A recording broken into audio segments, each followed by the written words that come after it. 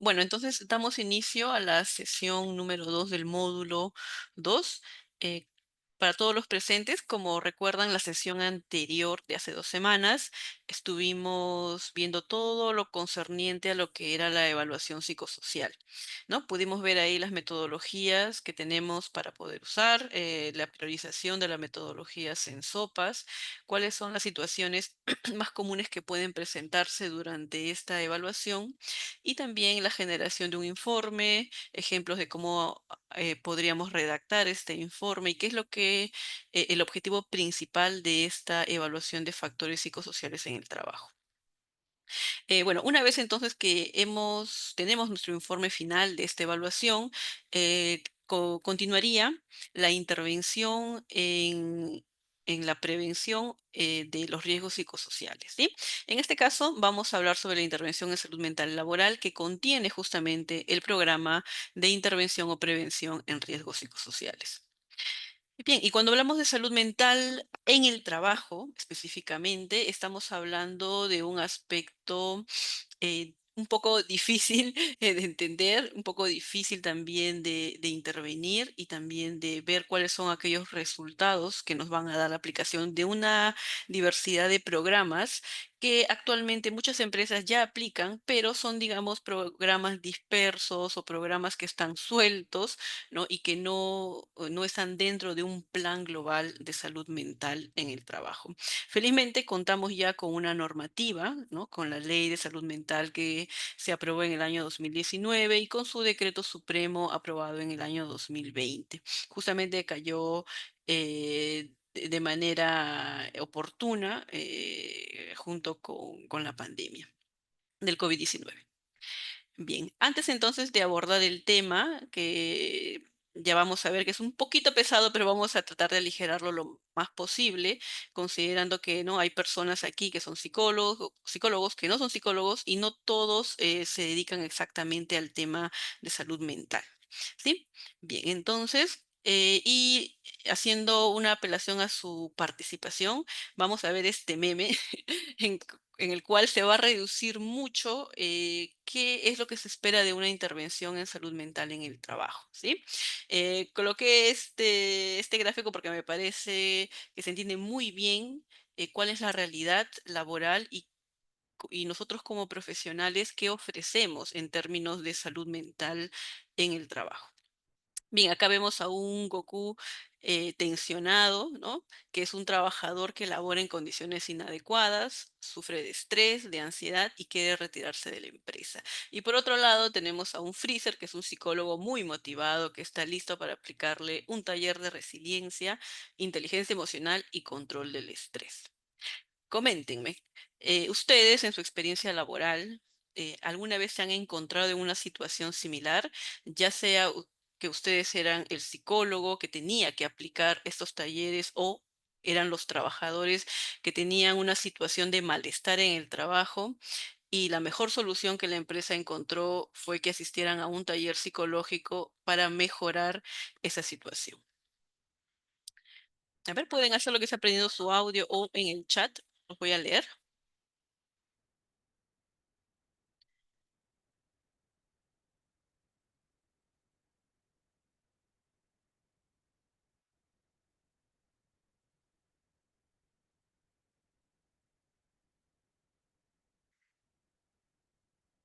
Listo, chicos. A ver, ¿ustedes consideran que esta situación es algo que sucede en la realidad, que es algo que podemos ver en el día a día, en las entidades que sí se preocupan por aplicar un plan de salud mental o al menos realizar actividades o acciones en salud mental laboral?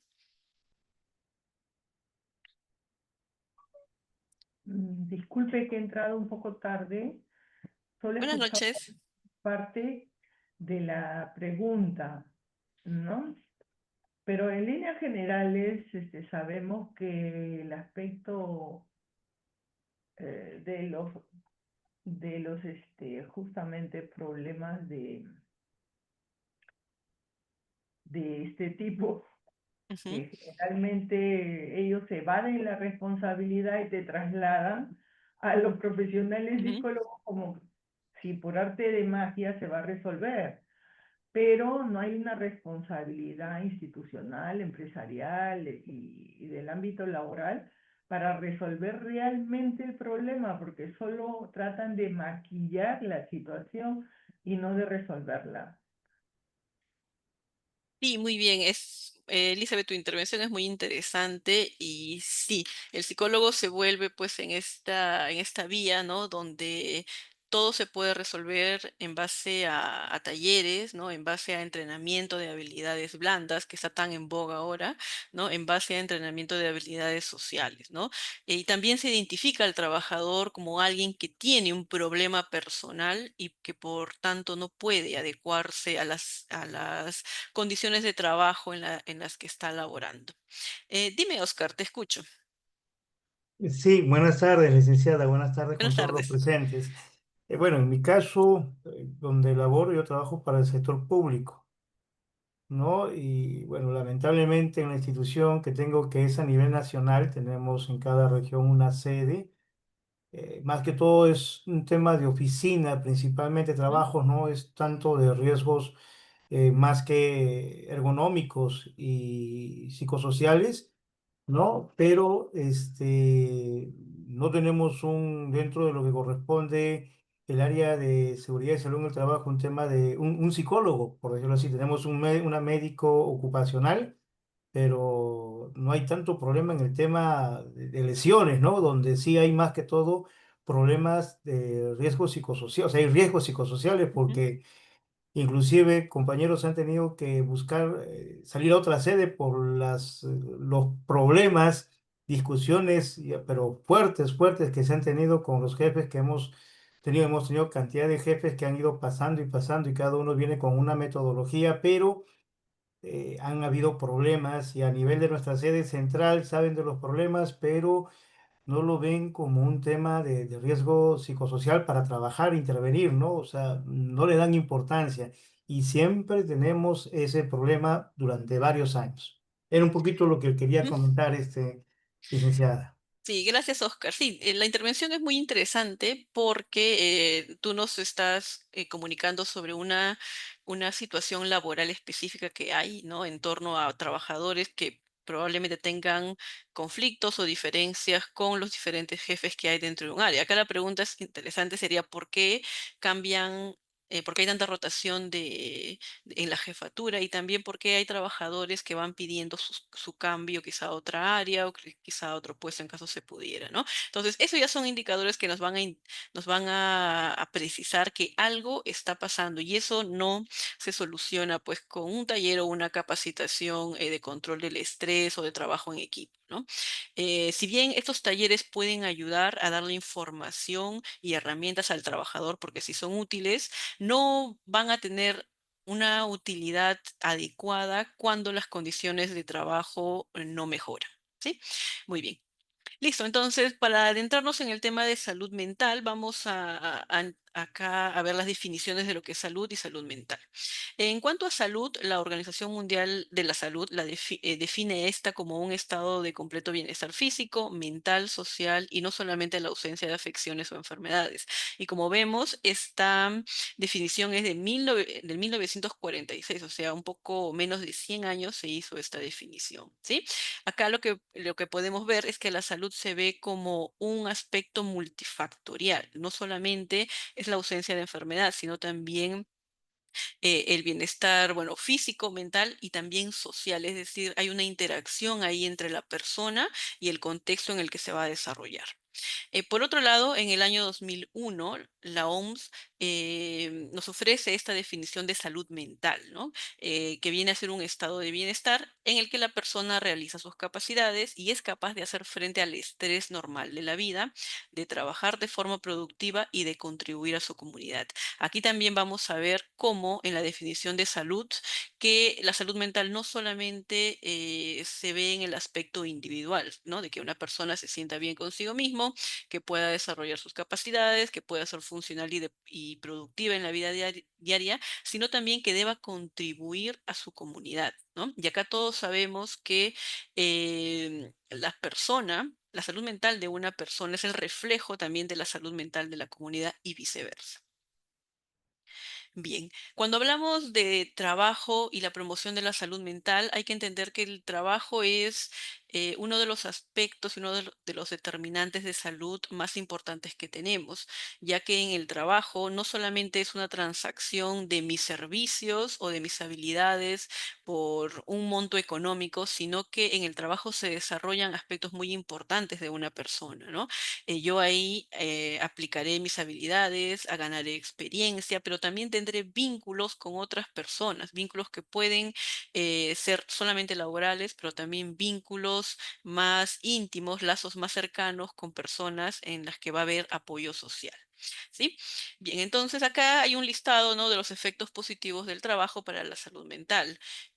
Un trabajo en la que yo me sienta valorada va a impactar positivamente en mi salud mental. Si yo percibo que hay apoyo social, es decir, creo vínculos cercanos con personas afines a mis intereses o personas en las que yo me siento acompañada, apoyada y también ayudo a ellos, ¿no? Si hay una adecuada gestión de comunicación y liderazgo, una adecuada formación para el trabajo desempeñado, si dispongo de los recursos necesarios para desempeñar ese trabajo, si tengo un puesto laboral bien diseñado, con una carga laboral bien gestionada, y si, si existe un puesto laboral bien organizado en términos de horarios y descansos, ¿no?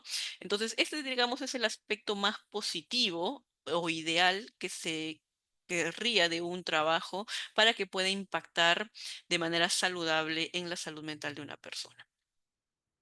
Pero todos sabemos que la realidad es diferente, ¿no? La salud mental, o mejor dicho, el trabajo va a impactar mucho en la salud mental de una persona, ya sea porque la persona pasa prácticamente un tercio de su tiempo diario en un centro laboral, porque ahí se va forjando una experiencia, nuevos aprendizajes y también va creando vínculos con otras personas. Eh, Tenemos que entender además que la salud mental, por un lado, tiene a una persona que cuenta con recursos psicológicos propios, que tiene una identidad personal y que los aspectos del trabajo también van a impactar en esa salud mental personal de cada uno de nosotros, ¿no? Entonces, la persona viene con un equipaje muy interesante, muy genuino. Cada uno de nosotros somos únicos, ¿no? Porque tenemos una genética individual, tenemos experiencias personales, incidentes traumáticos, apoyo social y la capacidad de gestionar problemas. De acuerdo a cuán adecuado sea esto, tendremos efectos sobre nuestra salud, ¿no? De cómo manejamos la ansiedad, el estrés, si hubiera la presencia de depresión, agotamiento o la enfermedad mental. Y lo mismo va a suceder en el trabajo. Así como una persona tiene características individuales propias, un trabajo también va a tener estas características. Todo va a depender de cómo sean gestionadas, ¿no? Entonces, un lugar de trabajo donde haya una mala comunicación, exista la presencia de acoso psicológico, hostigamiento sexual, horarios de trabajo largos o muy extensos, una mala organización del trabajo o una gestión inadecuada de la carga laboral, va a producir efectos como una inadecuada productividad o baja productividad, ausentismo, presentismo, que como su nombre lo dice, es la presencia de un trabajador en su puesto laboral, pero en la que el trabajador no produce como deberías, pero sí se encuentra en el puesto de trabajo, ¿no? Alta rotación de personal y también esto va a disminuir o va a alterar la reputación laboral de una empresa.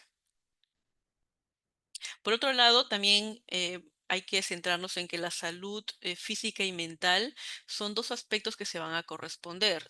Donde yo tenga salud física, probablemente pueda gozar también de una salud mental, y donde tenga una buena salud mental, probablemente también goce de una salud física, ¿no? Y también sabemos que las enfermedades se van a corresponder. Cuando tenemos una enfermedad mental o problemas en salud, de salud mental, eso también va a repercutir en la salud física, y la salud física o los problemas de salud física también van a repercutir en la parte mental, ¿no?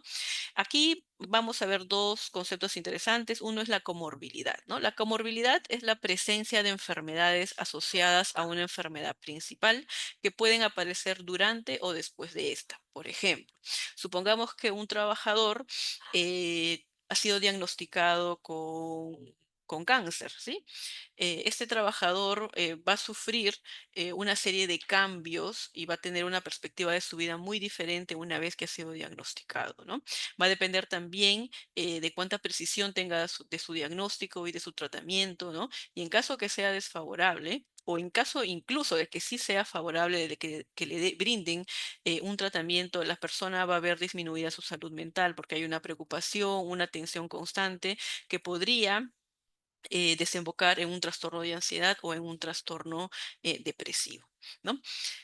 También vamos a ver la relación entre el estrés y la salud física. Y con esto ya tenemos evidencia científica de que el estrés impacta en la salud física, o mejor dicho, merma la salud física, ¿no? Entonces, personas que tienen estrés agudo o estrés crónico también van a presentar mayores problemas físicos como problemas cardíacos, gastrointestinales o incluso dermatológicos, ¿no? Y eso es muy fácil de saberlo. Probablemente muchos de ustedes les ha pasado o han visto compañeros de trabajo o personal de una empresa que cuando están expuestos a niveles de estrés considerables, que son frecuentes y duraderos, las personas suelen presentar síntomas como caída del cabello, dermatitis, problemas gastrointestinales, ¿no? Que son muy comunes, ¿no? Entonces, esto es algo que, que existe una evidencia científica de la relación entre el estrés y cómo va desmejorando nuestra salud física. Bien, entonces el impacto de la salud mental no solamente se va a reducir a un malestar generado en el trabajador, sino que vamos a ver que tiene un impacto macro que llega incluso hacia la comunidad, ¿no? En el primer nivel, tenemos el impacto de la salud mental para los empleadores. Eh, Sí, eh, por ejemplo, aquí vemos que trabajadores que tienen más problemas de salud mental provocados justamente en el contexto del trabajo, van a presentar mayor índice de ausentismo, de presentismo y de pérdida de productividad y rendimiento. Para los empleados, obviamente van a haber también pérdidas salariales porque van a tener que hacer una inversión debido a estos problemas de salud mental y un deterioro de su salud mental, ¿no? Una persona que tiene esos problemas de salud mental, recordemos, suele tener también más disminuidos los niveles de atención, de concentración, y esto provocará que pueda tener más errores o más bloqueos al momento de realizar su trabajo. Pero también este impacto en la salud mental va a llegar hasta los profesionales de la salud, es decir, para aquellas personas que deben atender a las personas que tienen problemas en salud mental, ¿no? Porque estos profesionales tienen que enfrentarse a tabúes, a falta de concientización en estos temas, tienen que también trabajar con la discriminación que sufren los pacientes y la estigmatización en torno a la salud mental. Al menos en este país, sufrir de una salud física, por ejemplo, si yo tengo un diagnóstico de diabetes, de cáncer, de hipertensión, digamos que es mucho más manejable y más entendible para las personas que tener un diagnóstico en una enfermedad mental, ¿no? Por ejemplo, un trastorno depresivo, un trastorno de ansiedad o un trastorno de conducta alimentaria, ¿no? Porque la depresión, la ansiedad o las conductas alimentarias no suelen ser visibles. Entonces, hay esta percepción de que las personas se encuentran bien porque no adolecen de nada, o al menos no de nada físico. Y por último, tenemos el impacto de la salud mental para la sociedad, ¿no? Recordemos que las enfermedades mentales mal tratadas o que simplemente no se hace un tratamiento para ellas van a ser un problema de salud pública, ¿no? Considerando que tenemos una salud pública con una infraestructura pobre, con un poco acceso a los medicamentos o psicofármacos y también con una poca población de profesionales adiestrados en lo que es salud mental, ¿no? por ejemplo, los psiquiatras. Sabemos que la mayoría de médicos no suele hacer una residencia en psiquiatría, y también el acceso a los profesionales psicólogos también tiene una cuota especial, ¿no? En la que a veces no es accesible en términos económicos. Por otro lado, también vamos a ver un deterioro familiar, ¿no? Una persona que adolece o que tiene problemas de salud mental no va a poder hacerse cargo de una familia en cuanto a poder retribuirle, en cuanto a poder ser la cabeza de la familia, ¿no? Y también problemas en la comunidad, ¿no? Mayores, se va a acrecentar mayores problemas en torno a cómo manejar el estrés, cómo manejar la ira o cómo manejar los impulsos cuando las personas no toman un tratamiento en sus problemas de salud mental. Bien, y como ya vimos el tema de salud mental y qué es lo que abarca, vamos a ver ahora la intervención en salud laboral, ¿no? Porque hay dos modelos muy interesantes para poder gestionar esas fuentes de estrés o estas fuentes o estos peligros que pueden aparecer y que pueden impactar en la salud mental. Tenemos por un lado el modelo convencional, ¿no? Que es el modelo que va a centrarse en las personas, es decir, va a entender a las personas como aquellas que tienen una incapacidad o pocos recursos para poder adaptarse a un entorno laboral, ¿no? Entonces, si yo presento estrés o no manejo el estrés, seré yo quien tenga que hacerme cargo de eso, porque otras personas sí pueden hacerlo, ¿no? También tiene un enfoque más clínico y de recursos humanos, es decir, se va a priorizar la atención en la persona, más no en el contexto en el que esta persona está desarrollándose. Actúa sobre las consecuencias, ¿no? Entonces, identificaré al trabajador que presenta estrés laboral, y si tiene dificultades para dormir, tiene poco control de ira o un estado de ánimo depresivo, entonces actuaré sobre esas consecuencias sin preguntarme por qué es que aparecen estos síntomas. Y bueno, también lo que busca es la sintomatología para poder actuar sobre ellas. Mientras que el modelo de salud laboral tiene una propuesta mucho más interesante y no solamente centrada en la persona, sino que su foco de atención está sobre las condiciones organizacionales, ¿no? En este modelo nos vamos a preguntar si una persona sufre de estrés laboral, nos preguntaremos qué es lo que ocasiona este estrés laboral. También se va a enfocar en un entorno de trabajo saludable, es decir, va a trabajar sobre el contexto en el que se encuentran las personas para poder mejorarlo, para poder reducir las fuentes de estrés y así poder ver cuál es el cambio en la actitud de las personas.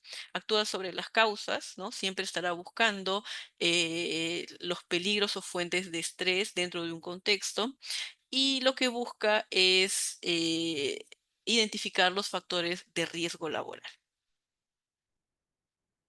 Bien, entonces en el modelo de salud laboral vamos a entenderlo con esta línea secuencial, ¿no? Que es una reducción de la diapositiva anterior.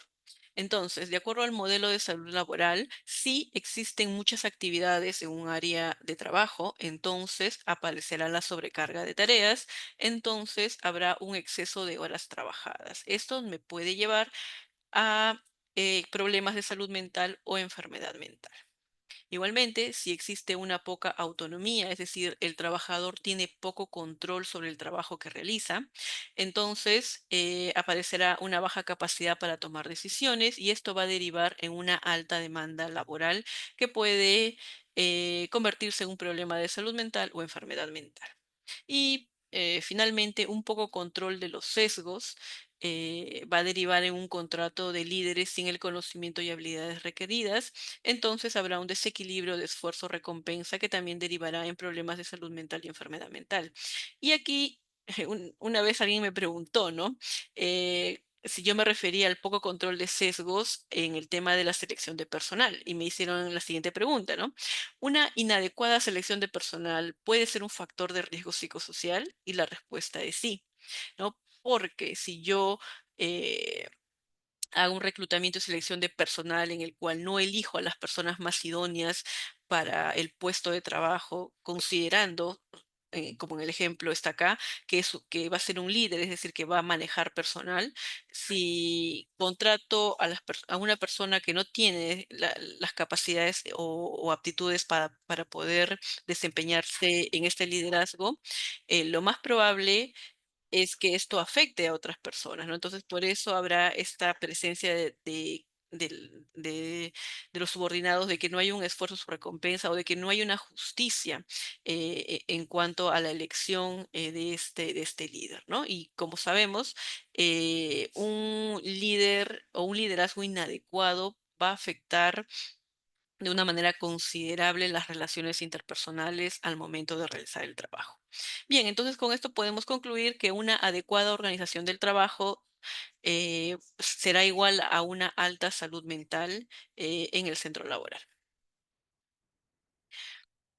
Ahora, por otro lado, para aquellas personas que tienen alguna formación en seguridad y salud en el trabajo, reconocerán esta pirámide, ¿no? Que es la jerarquía de controles.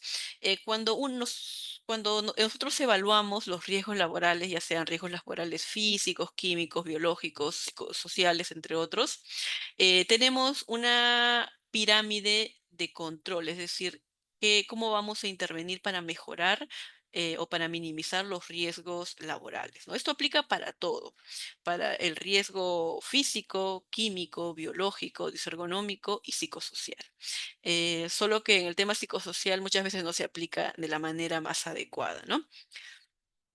A ver, en la pirámide, como podemos ver, tenemos el control que los controles, comenzando desde abajo, que van a generar una mayor efectividad hasta el último que tendrá una menor efectividad para controlar los riesgos, ¿no? El primero será eliminación, luego continuaremos con sustitución, controles de ingeniería, controles administrativos y el uso de los EPPs. Y les voy a dar un ejemplo para que todos podamos entender.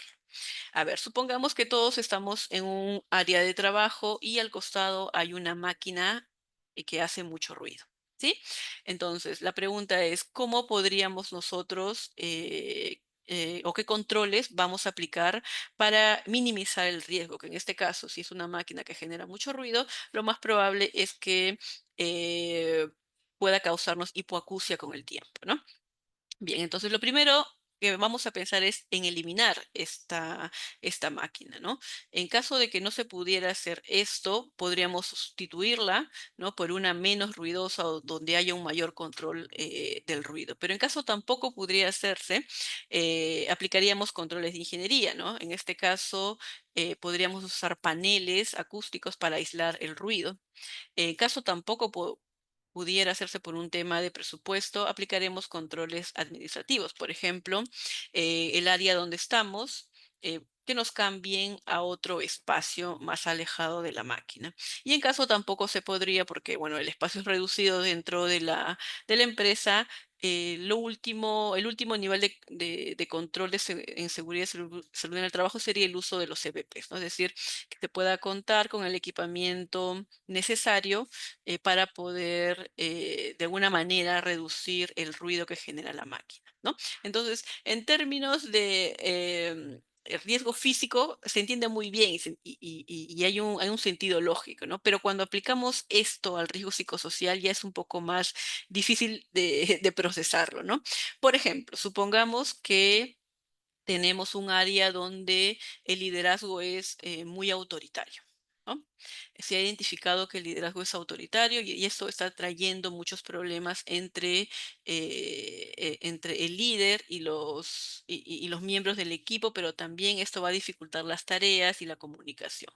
Bien, lo primero que deberíamos aplicar entonces es la eliminación. Y ustedes dirán, habría que eliminar al jefe o al tipo de liderazgo en este caso, ¿no? Bueno, en caso no se pudiera, podríamos sustituir, ¿no? Un jefe por otro.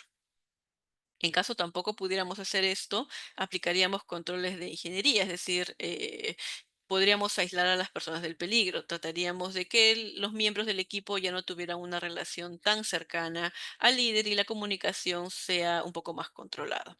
En caso no se pudiera, aplicaríamos controles administrativos, ¿no? Entonces, en vez de tener un líder que tenga una relación directa con los miembros del grupo, colocaré dos subjefes, ¿no? Entonces ya no voy a estresar a 20 personas, sino solamente a 2 que van a comunicar a las otras 20, ¿no?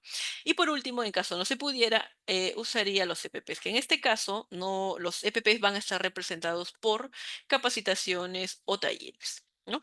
Por ejemplo, podríamos hacer talleres de manejo de conflictos o de cómo trabajar en ambientes hostiles, ¿no? Entonces, como ustedes pueden ver en este ejemplo que les he dado, el taller, la capacitación, sería el último nivel de actuación frente a un riesgo psicosocial, ¿sí? Bien, vamos a ver con la siguiente diapositiva. Y aquí les he puesto un ejemplo de un análisis de las causas de un riesgo psicosocial, ¿no? Para poder entender mejor cómo es que deberíamos actuar frente a un riesgo psicosocial. A ver, en un área de trabajo ya hemos identificado que existe la gran probabilidad de que se desarrolle un estrés laboral, ¿no? ¿Por qué? Porque la carga de trabajo está ubicada en un nivel de riesgo alto. Bien, entonces tengo identificado el riesgo psicosocial potencial, que es estrés laboral, que ha sido desencadenado por una alta carga laboral. Alta carga laboral sería nuestro factor de riesgo psicosocial o estresor. Entonces, yo voy a averiguar por qué es que se da esta alta carga laboral. Y aquí he colocado 5 hipótesis, ¿sí? El primero, por lo que he podido evaluar, ¿no? El puesto laboral no tiene objetivos claros y definidos, ¿no? Luego, tenemos que se carecen de procedimientos detallados para realizar las tareas. Se carece de un perfil de puesto mínimo para el desarrollo de las tareas.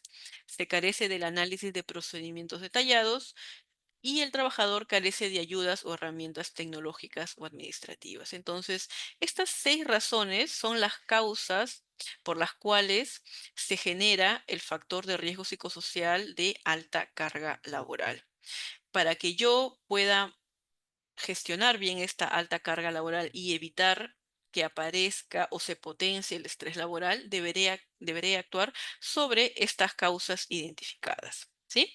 Entonces, proporcionaré en esta área a los puestos de trabajo objetivos claros y definidos, tendré procedimientos mejor detallados al momento de hacer las tareas, crearé un perfil de puesto muy bien definido para que se puedan desarrollar las actividades y el trabajador tendrá mejores herramientas tecnológicas y administrativas para poder trabajar. Entonces, cuando yo actúo sobre las causas, tendremos un mejor predictor para la mejora de este factor de riesgo psicosocial, ya sea para reducirlo, minimizarlo o simplemente eliminarlo.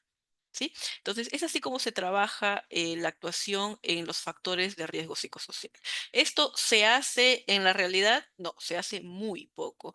¿Por qué? Y es como lo decía Elizabeth, ¿no? Porque es más fácil culpar al trabajador o pensar que es una persona que tiene pocas capacidades para trabajar bajo presión y que no se adapta, ¿no? Pero cuando ya vemos en una evaluación de factores psicosociales que el 60 o 70% de un área específica tiene problemas para gestionar la carga de trabajo, ya no es un problema de un trabajador, sino que estamos viendo que es el problema del 70% de la población que hemos evaluado. Y eso ya nos está diciendo algo. Nos está diciendo de que probablemente la responsabilidad no esté en el trabajador, sino en el contexto y las condiciones que tiene para realizar su trabajo. Bien, ¿hasta aquí tienen alguna pregunta, alguna duda, algún comentario quizá? Bueno, desde que cambiamos todos los regímenes laborales y muchos están fuera de servir, entonces hay bastante incidencia en el tema organizacional. Y ciertamente, lejos de contribuir a la salud mental, están afectando en serie o en masa, ¿no? Con los riesgos psicosociales, porque están atentando contra la comunidad laboral desde mi punto de vista. Sí, bueno, el tema de servir, bueno, yo no trabajo en el Estado, pero sí he prestado muchos servicios como locador en el Estado. Y sí, vemos también que el propio Servir tiene su problemática, ¿no? Servir nace con este objetivo de gestionar de ser un área de recursos humanos en el Estado que unifique todo, ¿no? Y que brinde mejores condiciones al momento de la selección de personal, al momento de administrar el personal en el Estado. Pero vemos también que a 11 años de su creación no ha logrado mucho. ¿No? Entonces es un poquito más de una década y vemos que las condiciones, bueno, no han cambiado y el Estado pues tiene una problemática muy, muy especial, ¿no? Comenzando desde la contratación del personal. Eh, yo he visto en muchas entidades del Estado que muchos puestos no tienen roles definidos, ¿no? Es como que puedes hacer A, B, C y luego todo el abecedario, si es que nos parece, también lo puedes hacer, ¿no? Entonces ya ahí hay una gran incertidumbre en la que se tiene que trabajar para mejorar esas condiciones laborales. Gracias, Elizabeth, por tu participación.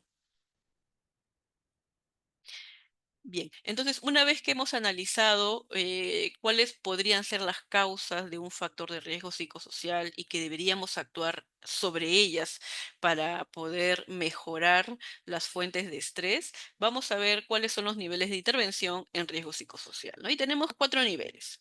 El primero y el más conocido por ustedes, porque probablemente han participado en muchos talleres psicológicos, es la intervención sobre los efectos del estrés.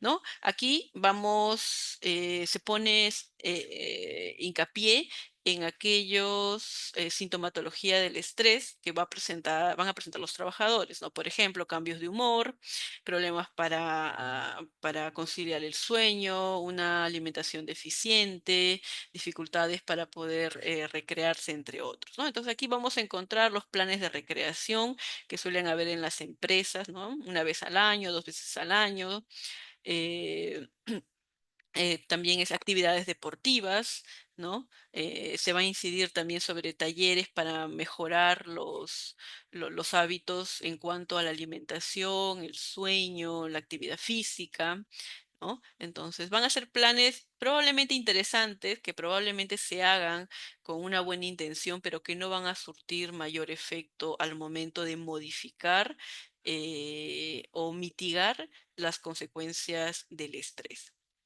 El segundo nivel tenemos la intervención sobre los reguladores y aquí vamos a poner en vitrina al trabajador, ¿no? Le vamos a enseñar al trabajador, primero le vamos a informar qué es el estrés laboral, cómo él podría actuar frente a situaciones de estrés laboral, ¿no? Entonces participará en talleres de manejo de estrés, control de impulsos, manejo de conflictos, trabajo en equipo y otra serie de talleres en habilidades blandas que van a ser muy útiles, pero que si no cambian las condiciones de su contexto laboral no va a tener tampoco mayor impacto. Luego tenemos la intervención sobre los estresores o los factores de riesgo psicosocial. Entonces aquí ya no será el protagonista mi trabajador, sino el contexto que lo rodea, ¿no? Porque me voy a preguntar, ¿por qué hay sobrecarga en el área de logística, ¿no? ¿Por qué existen dificultades o relaciones interpersonales difíciles de manejar en el área de recursos humanos? ¿No? ¿Por qué tantas personas se enferman en el área pues de atención al cliente, ¿no? Entonces ya hay, digamos, una concientización de que el contexto juega un papel muy importante en la presencia del estrés. Y por último tendremos la intervención sobre las causas, ¿no? Entonces aquí, una vez que me he preguntado por qué, acá tendré una respuesta, ¿no? He analizado la situación y hay, por ejemplo, una sobrecarga de trabajo en logística porque falta personal. Hace un año solicitaron la contratación de 2 personas y aún no hay esa contratación, ¿no? Entonces, esa puede ser una causa. La siguiente causa podría ser una planificación inadecuada, una comunicación pobre en los procedimientos que se realizan, ¿no? Entonces, una vez que yo ataque esa causa, que la identifique y pueda gestionarla, tendré también un mejor predictor para poder eliminar o minimizar el estrés laboral. Bien, y ahora vamos a ver ya netamente, después de entender un poco cuáles son las causas de un factor psicosocial, cómo esto influye en la salud mental, vamos a ver el tema del plan de promoción y prevención en salud mental laboral. Como ustedes sabrán, la ley de salud mental nos brinda una serie de actividades para la promoción y prevención, ¿no?, de la salud mental en el trabajo. Y acá hay dos palabras claves, ¿no? Promoción y prevención. Estas dos van a relacionarse muy bien, ¿no? Son ejes en los cuales van a girar nuestro plan. La promoción, el objetivo que tiene es empoderar a las personas para que tengan un mayor control sobre su salud mental, para poder fomentar la salud mental y mejorarla, mejorar los hábitos y el bienestar general, ¿no? Aquí tendremos entonces programas para el mejoramiento de la calidad de vida, bienestar psicológico, programas para entrenar la capacidad y fortaleza emocional y para incentivar a los hábitos de vida saludable. Por otro lado, tendremos los programas de prevención, que como su propio nombre lo dice, lo que busca es evitar la aparición de enfermedades mentales y reducir los riesgos y las fuentes de estrés, ¿no? Entonces, aquí tendremos actividades para disminuir la frecuencia de los problemas de salud mental en el trabajo, identificar precozmente estas enfermedades y darles un tratamiento oportuno y la rehabilitación y retorno al trabajo. Ambos ejes se van a complementar, ninguno es mejor que el otro, pero trabajando juntos van a probablemente a tener van a ser un mejor predictor en cuanto a favorecer la salud mental de los trabajadores. Bien, ¿qué temas debería abordar nuestro plan de salud mental? Bueno, lo primero es que tiene que abordar los problemas profesionales que están relacionados con la salud mental y el bienestar general. Si bien en la norma nosotros no tenemos un listado de enfermedades ocasionados por el riesgo psicosocial, aquí en Perú, sí lo tenemos en otros países, como por ejemplo España, ¿no?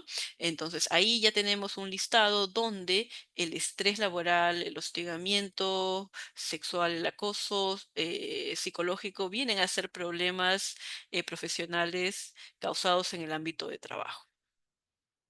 Pero bueno, acá podemos ver todos los que son problemas que vamos a identificar como el estrés laboral en las áreas, que va a tener una repercusión en la salud física y mental del trabajador. También debemos aquí ver temas donde se fomenta la capacidad de recuperación de los trabajadores y potenciar sus habilidades socioemocionales, es decir, hacer un entrenamiento en habilidades blandas, abordar los vínculos existentes con las políticas de salud y seguridad en el trabajo, ¿no? Y aquí me refiero a vincular esta política de garantizar un espacio saludable en el trabajo con las condiciones de trabajo que tenemos, ¿no? Por ejemplo, hay empresas en las que hay toda una campaña sobre la desconexión digital, en la que hay que priorizar el tiempo en familia, la calidad de tiempo en el ámbito personal, pero sin embargo no se gestionan la sobrecarga de trabajo. Entonces, tú por un lado quieres que tu trabajador se desconecte digitalmente y que se respete los horarios y descansos, pero por otro lado no brindas las condiciones necesarias para que ese trabajador pueda realizarlo. Y también abordar temas asociados y relacionados a lo que es el clima organizacional. Te escucho, Elizabeth. Sí, mi consulta era al respecto. Aquí están, en este plan debe ser incluido también el hostigamiento o la violencia sexual. Sí, en términos de tener protocolos para la prevención y actuación del hostigamiento sexual laboral. Gracias. Bien, continuamos entonces. Y bien, dentro del Decreto Supremo 007 del 2020, de la Ley de Salud Mental, vamos a ver un listado de acciones que el decreto que la ley nos va a proponer, ¿no? En las que también vamos a ver que hay aspectos muy interesantes relacionados al riesgo psicosocial.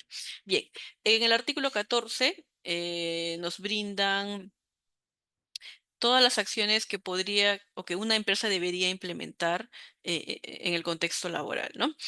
Tenemos aquí el programa que promueva nutrición y alimentación saludable, ¿no? Programas de actividad física, actividades socioculturales y deportivas, gimnasia laboral y cuidados ergonómicos, acceso a servicios sociales y de salud, programas de reconocimiento de logros, estrategias institucionales para el manejo y flexibilidad del tiempo, eso es muy interesante, programas para promover el autocuidado, y el buen trato y una vida libre de violencia, y programas de abordaje de agotamiento profesional que incluya la detección, prevención, atención y monitoreo. Aquí hace referencia al agotamiento profesional, más conocido por ustedes como síndrome de burnout o el síndrome de quemarse por el trabajo, ¿no? Entonces aquí ya nos está diciendo, debes tener un programa que lo detecte, que lo prevenga, que lo atienda y que haga un seguimiento del mismo. Por otro lado, también tenemos con respecto al clima organizacional, programas de buenas prácticas para la guía de clima organizacional, el respeto a la diversidad y también la aplicación de la ley de prevención del hostigamiento sexual. Y para complementarlo, también nos solicitan que debemos contar con programas que incluyan medidas de identificación, evaluación, atención y protección ante el estrés laboral, el acoso, el hostigamiento sexual, el malestar, desmotivación, agotamiento laboral, violencia institucional, entre otros, ¿no? Y aquí ya nos están dando una lista de riesgos psicosociales, ¿no? Así que digamos que en este aspecto tenemos una ley que ampara que sí se tienen que realizar la identificación y prevención de todos estos riesgos psicosociales. Un problema que hubo con esta ley, recuerdo es cuando, digo, con este decreto al momento que se aprobó fue la siguiente oración, ¿no?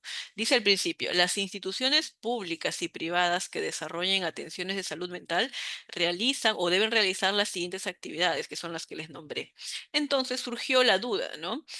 ¿Cuáles son aquellas instituciones públicas y privadas que desarrollan atenciones de salud mental? ¿No? Pensamos en clínicas que se especializan en el tratamiento de salud mental u hospitales, ¿no? Entonces, esto causó una controversia porque muchas empresas indicaban que como ellos no brindaban esos servicios, ellos no debían aplicar todos los programas mencionados acá. Pero líneas después, vemos que hacen la aclaración que las instituciones públicas y privadas que no desarrollen atenciones de salud mental deben realizar las actividades correspondientes de carácter preventivo señaladas en el numeral 14.1, ¿no? Que es esta de acá. Entonces, si alguien alguna vez les pregunta o les hace tienen esta duda de que si deben aplicar o no, la respuesta es sí. En este caso, todas las instituciones que brinden o no brinden atenciones de salud mental deben aplicar estos programas en la promoción y prevención de la salud mental. Bien, vamos a empezar ahora con el esquema. Les voy a presentar un esquema de elaboración del plan de salud mental en el trabajo, ¿no? Es un esquema que es básico, ¿no? Que se puede considerar para poder armar un plan, ¿no? Y tiene en verdad lo que cualquier plan tiene, ¿no? Objetivos, indicadores, población a la que va dirigida, una planificación, eh, evaluación y seguimiento del programa, entre otros, ¿no? Solo que esto va a estar enfocada en la salud mental en el trabajo. Bien, para comenzar con un plan de salud mental laboral, lo primero que tengo que hacer es un diagnóstico de la situación, es decir, a qué yo me estoy enfrentando, cuál es la realidad de una empresa para que yo pueda realizar una intervención. Y aquí hay que recordar algo, si un plan de salud mental me funciona en una empresa que vende embutidos, probablemente no me funcione en una empresa de transporte o en una empresa de corte administrativo, ¿no? Los planes de salud mental suelen ser únicos de acuerdo a la realidad de cada empresa que uno vaya a abordar, ¿sí? Bien. Entonces, comenzaré con el diagnóstico de la situación. Lo primero es detectar las necesidades que tiene esta empresa, ¿no? Y para eso voy a voy a remitirme a todos los datos que pueda tener esta empresa en términos de salud mental, ¿no? Y comenzaré con los resultados de la evaluación de factores psicosociales en el trabajo. Como ustedes sabrán, esta evaluación me da mucha información sobre las condiciones organizacionales, ¿no? A qué nivel de riesgo se encuentran, cómo se manejan y por qué es que se causan. Los riesgos psicosociales o esta evaluación de factores psicosociales es una parte muy importante para generar un plan de salud mental, pero no lo es todo, ¿no? También podemos tener las observaciones y registros del Servicio de Salud Ocupacional y Recursos Humanos. Recordemos que en salud ocupacional tenemos muchos indicadores, o al menos deberíamos tenerlo, como por ejemplo los indicadores o los índices o el listado de enfermedades que comúnmente se presentan dentro de la empresa, el listado de fármacos que más que utilizan los trabajadores debido a sus diagnósticos médicos. Tenemos también los índices de accidentes y por qué es que se da y en qué áreas se suelen dar. También tenemos los resultados concernientes al examen médico ocupacional, ¿no? Y aquí los hemos son una parte muy importante. ¿Por qué? Porque evalúan al trabajador, ¿no? Entonces vemos su realidad de salud en cuanto al contexto laboral en el que se encuentran. Es por eso que es tan importante que los hemos se diseñen o los perfiles de exámenes se diseñen de una manera muy consciente, ¿no? De acuerdo a cuál es la actividad por puesto de trabajo. En cuanto a recursos humanos, tendremos los resultados, por ejemplo, de la evaluación de clima laboral, resultados de evaluaciones de satisfacción laboral, entre otros.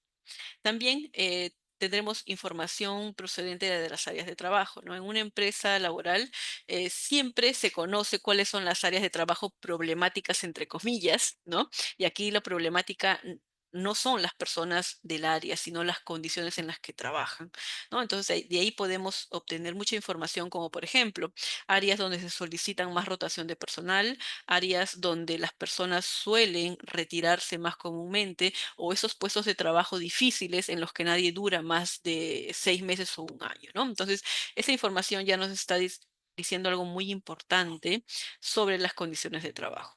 Y también información procedente de programas de salud mental laboral anteriores. Hay muchas empresas que ya tienen o realizan programas de salud mental, pero ellos mismos no saben qué es de salud mental, sino que simplemente lo realizan porque, bueno, cuentan con un área de bienestar y van a hacer pues programas, por ejemplo, de hábitos saludables o de vida o hábitos de vida saludables.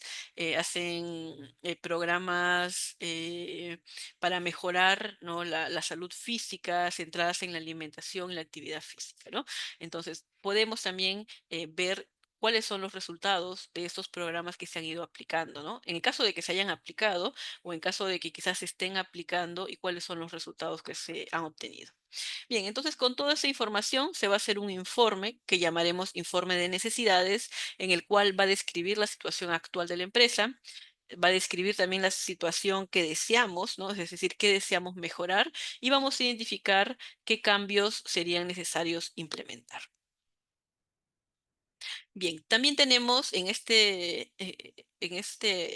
parte del diagnóstico, hay posibles señales de alarma dentro de una empresa, ¿no? Lo he dividido en alarmas organizacionales e individuales, ¿no? Que son muy fáciles en verdad de observar, solo que muchas veces aquello que es obvio es lo que más pasa desapercibido y eso sucede con todo, con las personas y también con las condiciones o las fuentes de riesgo. Bien, a nivel organizacional, un predictor de un inadecuado contexto laboral que puede impactar negativamente en la salud mental de sus trabajadores, no pueden ser trabajos no finalizados y hay una pérdida de productividad, hay un mayor incremento de errores o disminución de la calidad del trabajo. Si es una empresa que brinda atención al cliente, hay quejas constantes de estos clientes o usuarios, incremento de bajas por enfermedad o mayor consumo de psicofármacos, accidentes de trabajo vinculados al estrés, deterioro del trabajo en equipo y entre departamentos o servicios, baja motivación o frustración en los equipos de trabajo, bueno, la presencia de riesgos psicosociales, actitudes de rechazo frente a los problemas de salud mental y ausencia de formación en salud.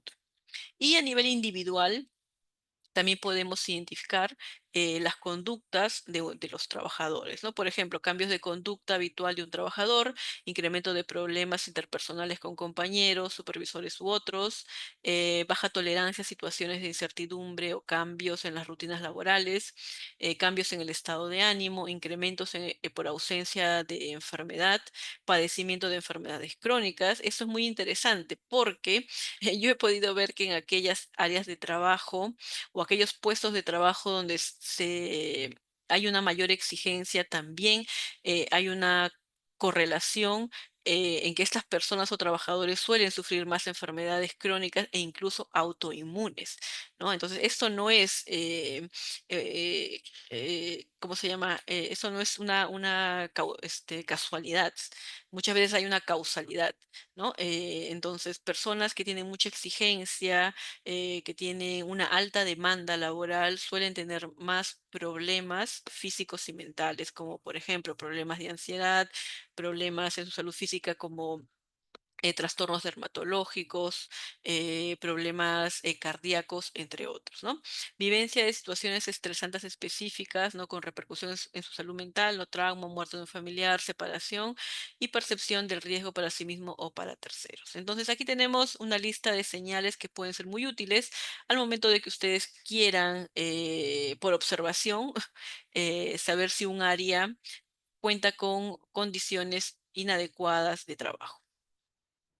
Bien, el segundo punto, después de hacer un diagnóstico de lo que necesita una empresa al momento de implementar su plan de salud mental en el trabajo, será el diseño y la planificación. ¿Sí? Entonces, esta planificación y diseño tiene ciertas fases. Lo primero es establecer las prioridades y definir objetivos específicos. Es decir, yo voy a establecer qué es lo que quiero y qué es lo que quiero lograr también con esta intervención que voy a hacer, determinar el alcance y la población diana. Muchas veces, sobre todo en empresas grandes de 1000, 2000, 3000 trabajadores, se quiere implementar el plan y al ser tantos trabajadores no se sabe por dónde comenzar o en qué momento hacerlo. Entonces aquí lo mejor es siempre tener una muestra, digámoslo así, una población experimental en la que vamos a intervenir con el plan y vamos a ver qué mejoras, si es que las hay, ¿no? Qué mejoras hay y poder reportar y hacer un seguimiento del mismo, ¿no? Entonces, eso va a ser más factible de que yo realice primero una intervención a escala menor y luego ya abordarlo en una escala mucho mayor.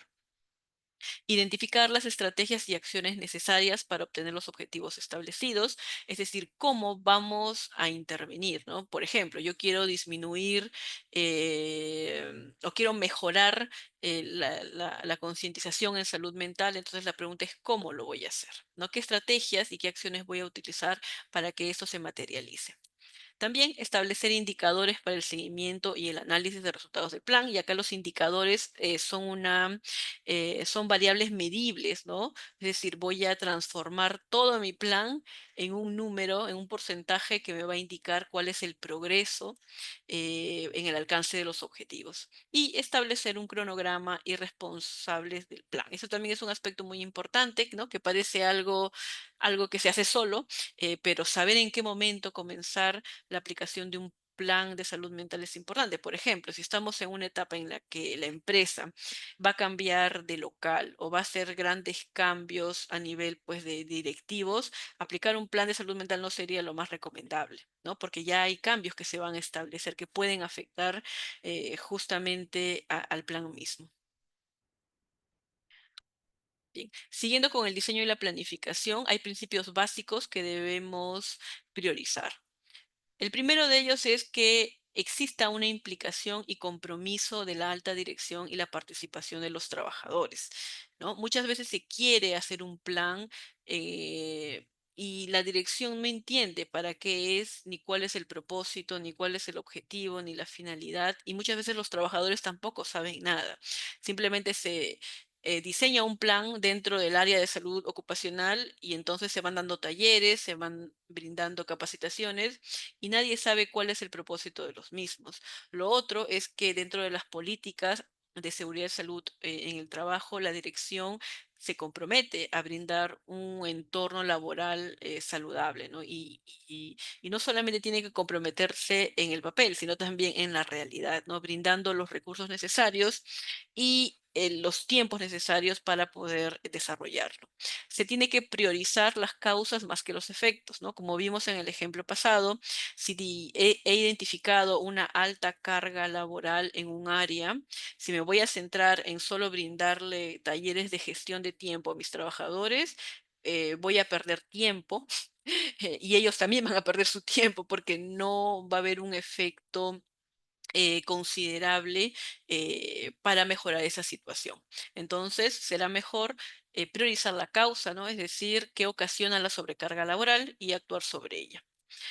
También se van a aplicar medidas colectivas e individuales, ¿no? Medidas colectivas serán las mejoras de las condiciones organizacionales e individuales será trabajar sobre las habilidades socioemocionales de los colaboradores. Las acciones de promoción y prevención en la salud mental se van a complementar, ¿no? Por un lado, una va a trabajar sobre el bienestar general, sobre empoderar a las personas en cómo actuar sobre su salud mental y por otro lado, la prevención nos va a permitir prevenir la aparición de las enfermedades mentales. También hay que tener una definición clara de acciones que vamos a llevar a cabo, de los recursos y responsables, ¿no? Entonces, hay que definir bien qué es lo que se va a hacer. Las actividades siempre tienen que tener una secuencia lógica, ¿no?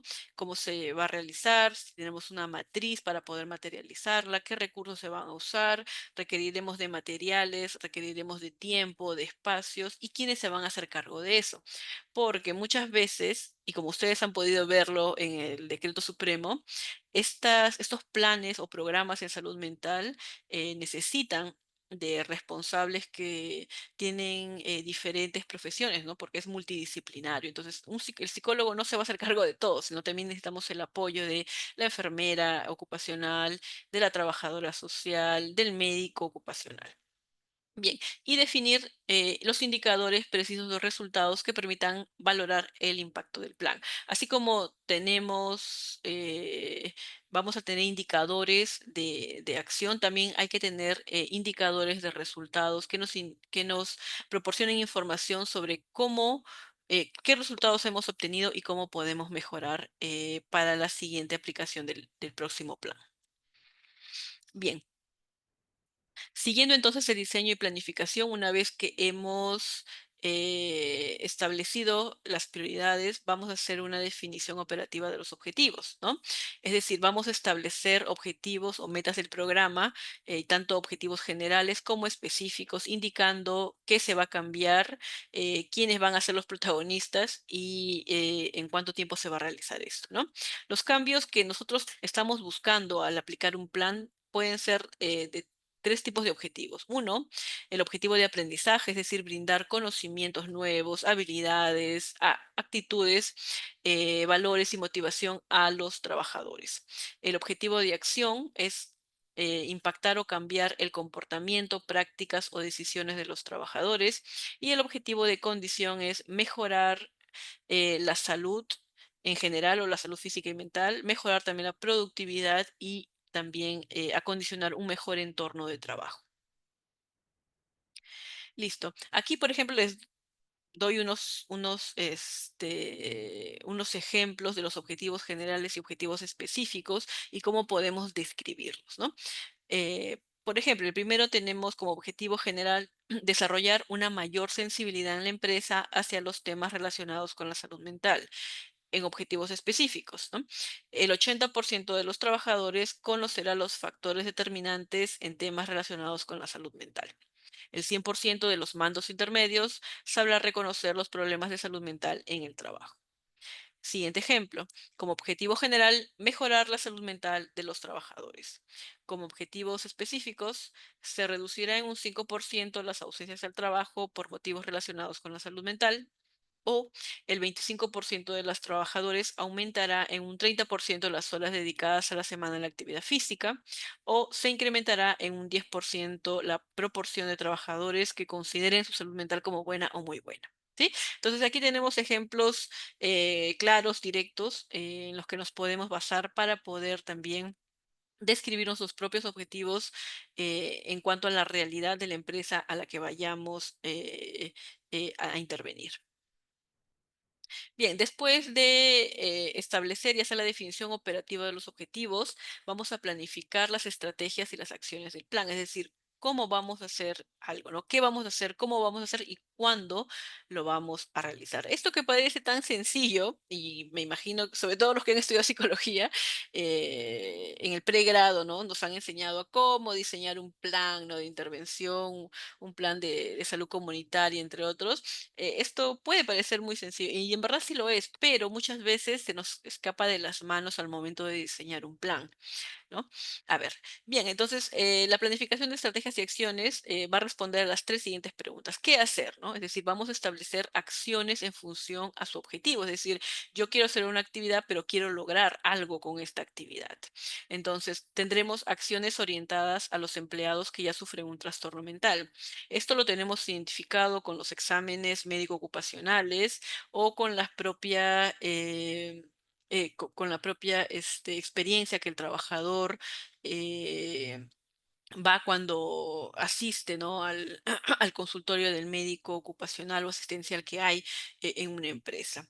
Aquí podemos hacer acciones como programas de apoyo psicológico a los empleados, podemos hacer un seguimiento del tratamiento que llevan estos trabajadores que, por ejemplo, llevan psicoterapia o, o usan fármacos, ¿no?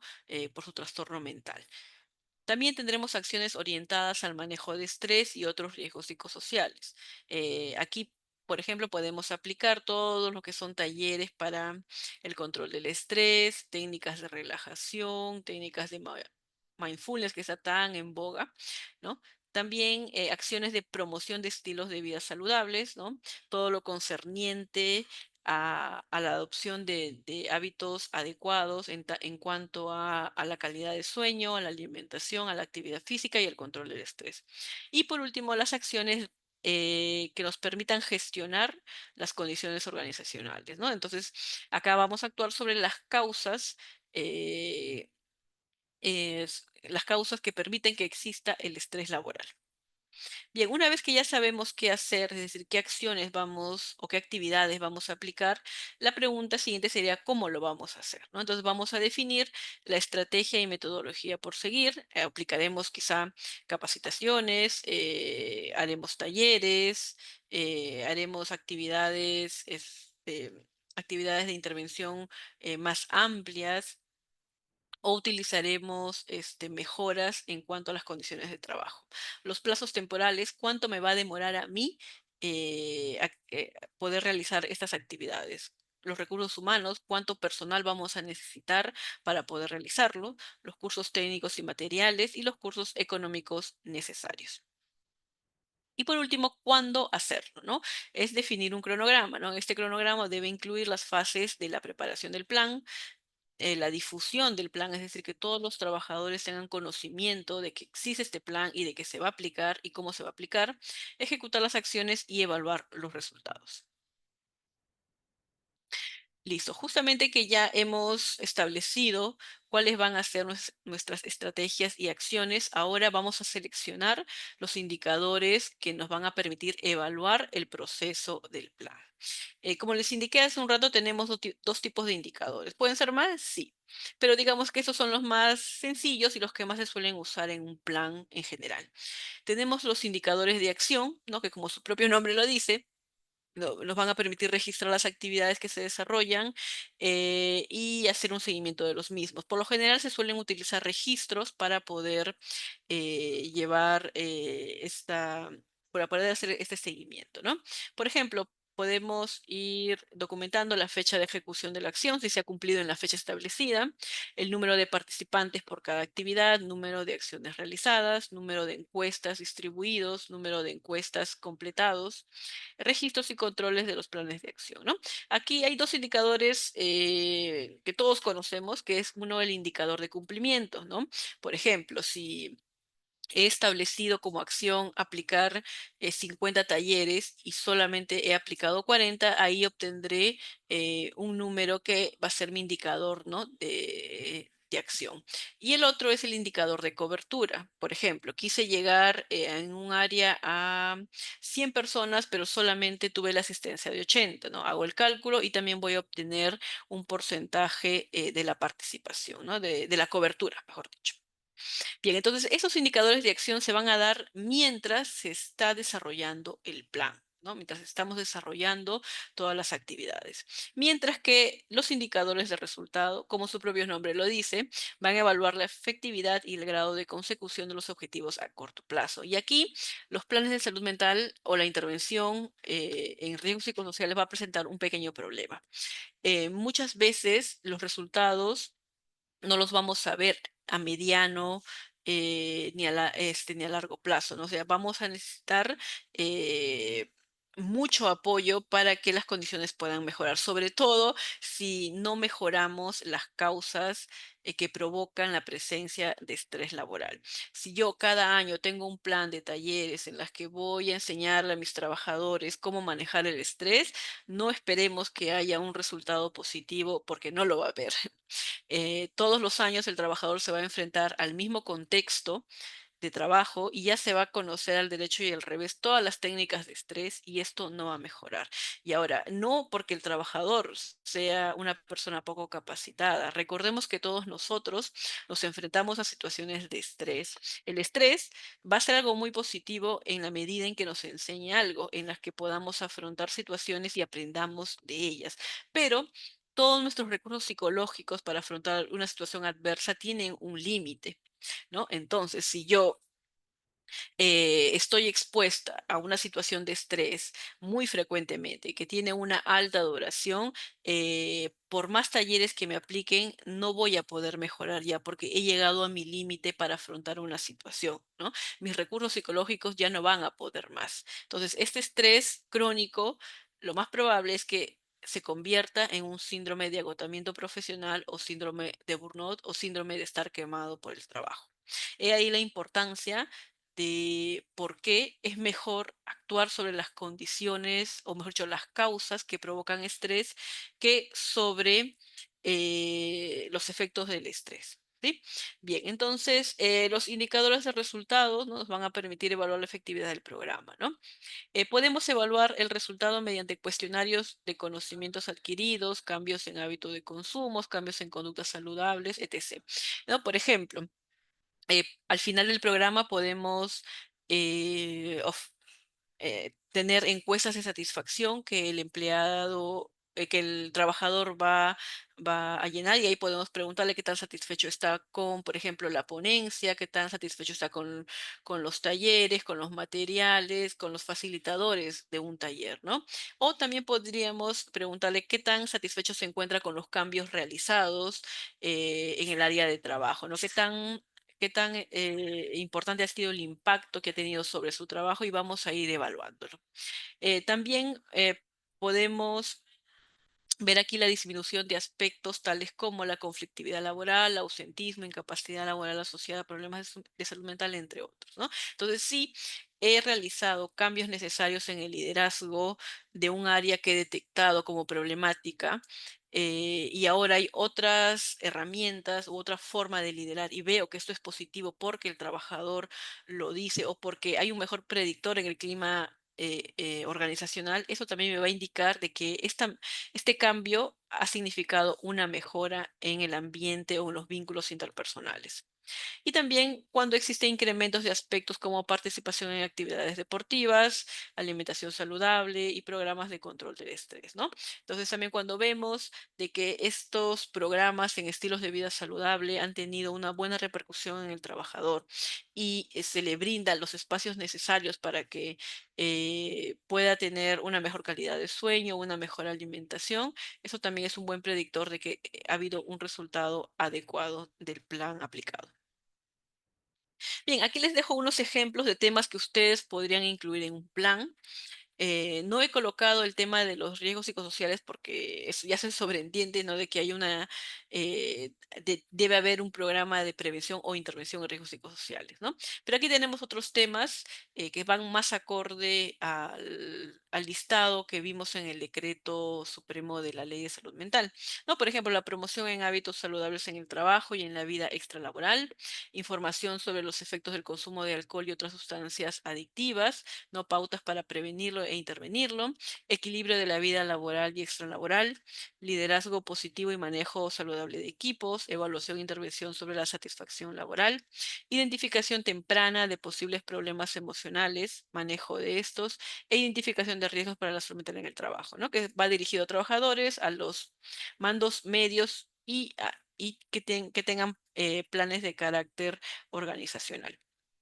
Luego también el retorno al trabajo tras descansos prolongados, contratación y apoyo de trabajadores con trastorno mental, no estigmatización y promoción de la diversidad en la organización, manejo y control del estrés laboral, conductas prosociales, ya no solo en el lugar de trabajo, sino también apoyos que se puedan dar a la comunidad donde se encuentra el centro laboral. Y bueno, también hacer planes de intervención específica como apoyo psicológico, acceso a psicoterapia y acceso a psiquiatría.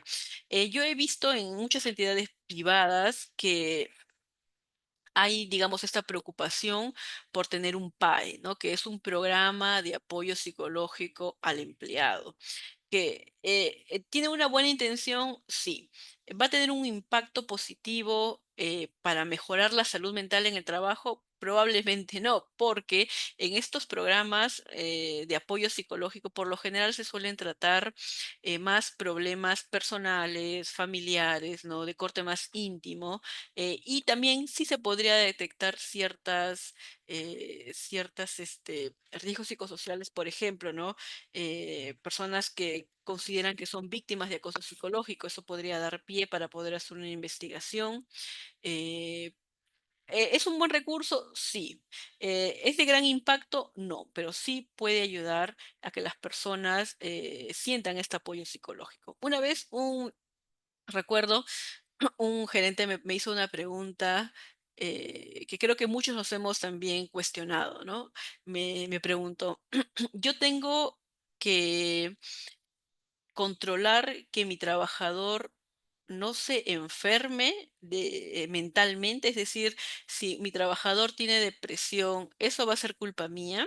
Entonces, la respuesta es depende, ¿no? Es decir, tú como empleador tienes que brindar las mejores condiciones de trabajo para que tu trabajador pueda desempeñarse adecuadamente.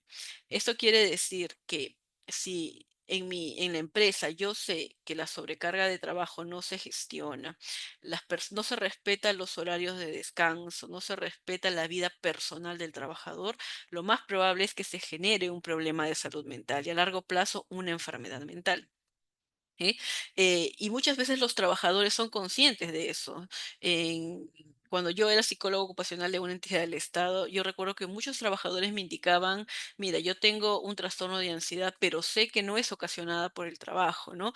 Porque pues en el trabajo se saben, el médico sabe de esto, mi jefe sabe de esto, ¿no? Y trata pues, ¿no? De que yo tenga un mejor desenvolvimiento, no darme tanta carga de trabajo, me entiende cuando yo puedo trabajar más lentamente, ¿no? Entonces, el trabajador mismo identificaba que su problema era de corte personal, de corte familiar, pero que sí impactaba sobre su trabajo, pero no era el trabajo el que ocasionaba esto. Caso contrario, también habían trabajadores que me indicaban que cuando ellos entraron a trabajar, las condiciones, ellos tenían recursos para poder resolver las condiciones de trabajo, pero que con el tiempo y los años se daban cuenta que ya no podían más, ¿no? Porque las áreas de trabajo eran muy problemáticas, habían relaciones interpersonales muy tensas, las personas se ayudaban muy poco, justamente porque había mucho trabajo que hacer, había mucha desorganización y poca planificación en las actividades. Entonces, ellos mismos reconocían que todas esas condiciones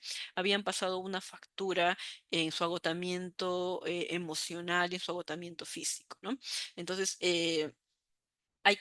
es importante que las gerencias y el directorio entienda que un trabajador puede enfermarse, puede tener un trastorno depresivo y este trastorno va a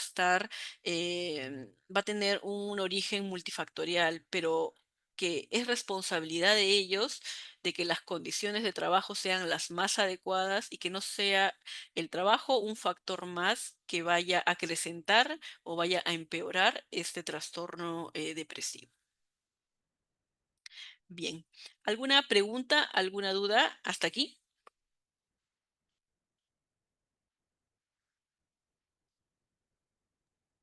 Sí, Dime, Elizabeth. justamente eso es lo que se da cotidianamente, ¿no? Estamos como el huevo y la gallina, ¿cuál fue primero?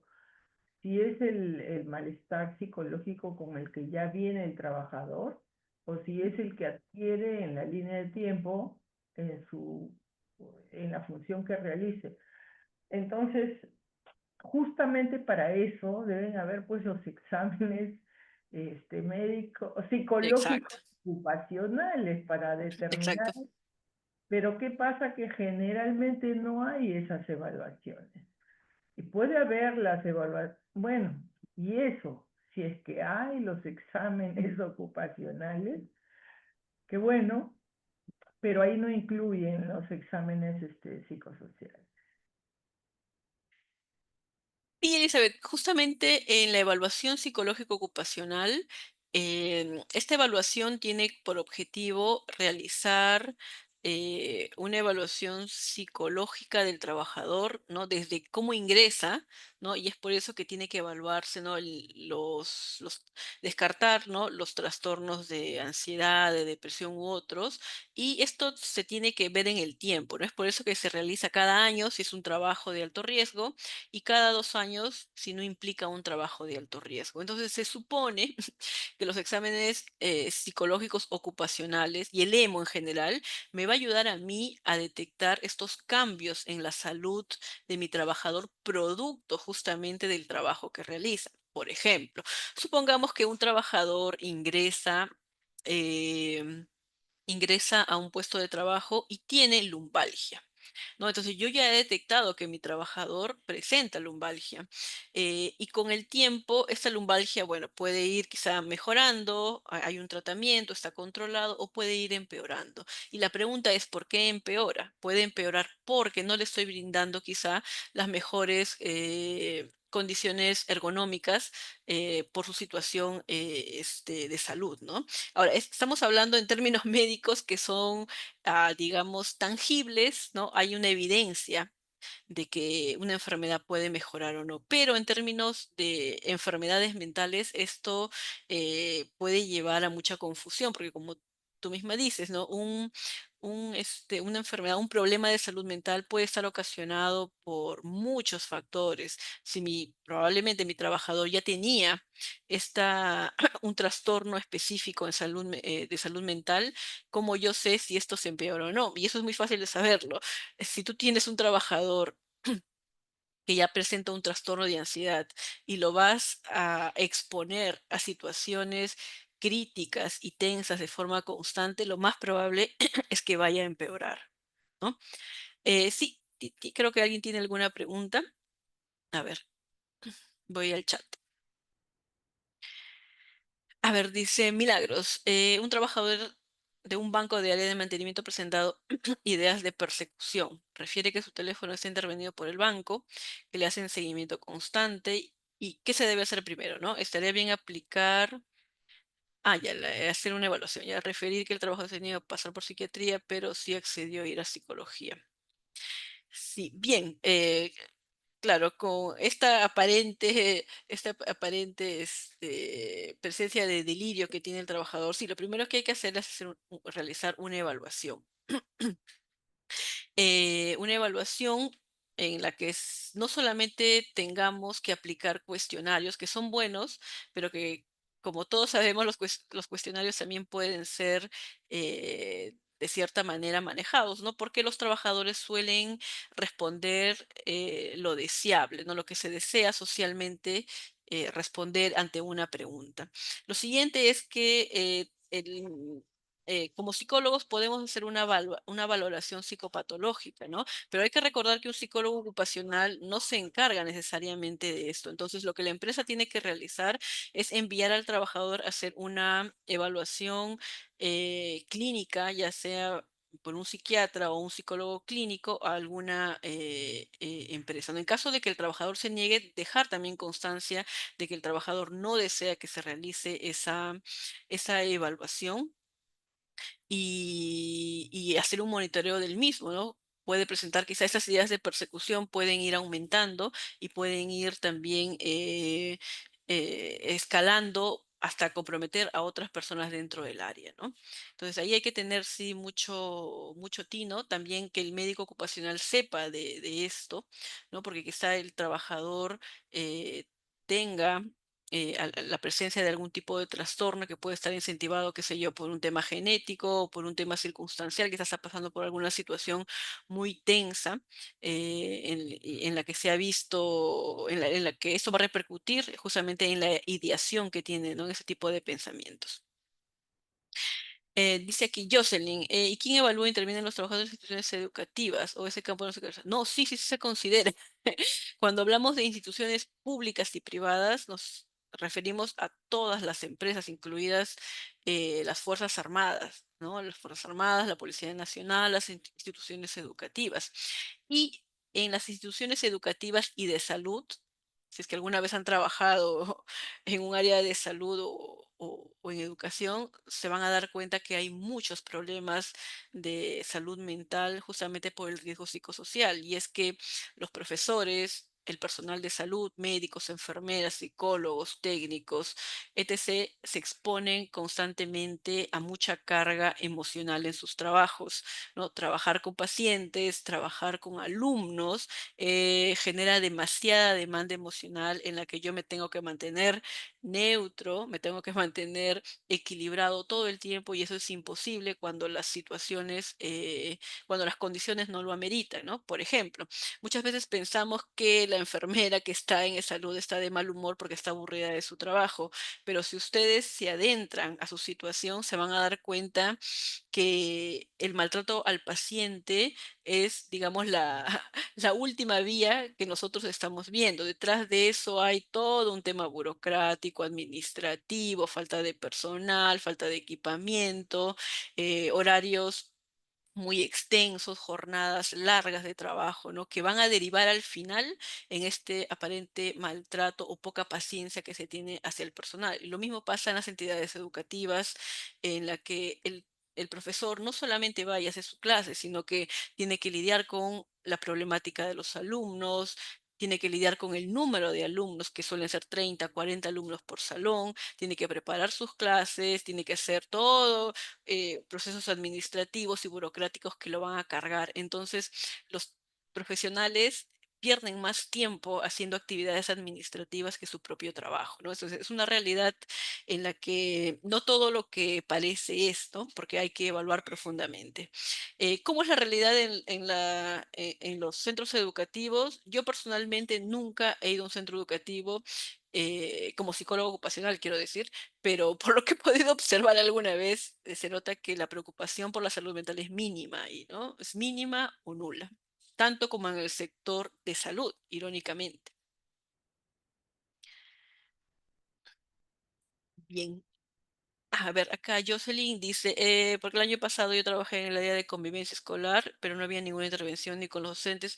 Sí, es que justamente no hay, digamos, esta preocupación, ¿no? Por incluir los planes de salud mental. Por último, ni siquiera un plan de salud mental, sino una evaluación de riesgo psicosocial. O sea, cumplir aunque sea con eso muchas veces no es la prioridad, ¿no? He visto, sí, que hay ahora últimamente mucha demanda de psicólogos ocupacionales para las UGELs.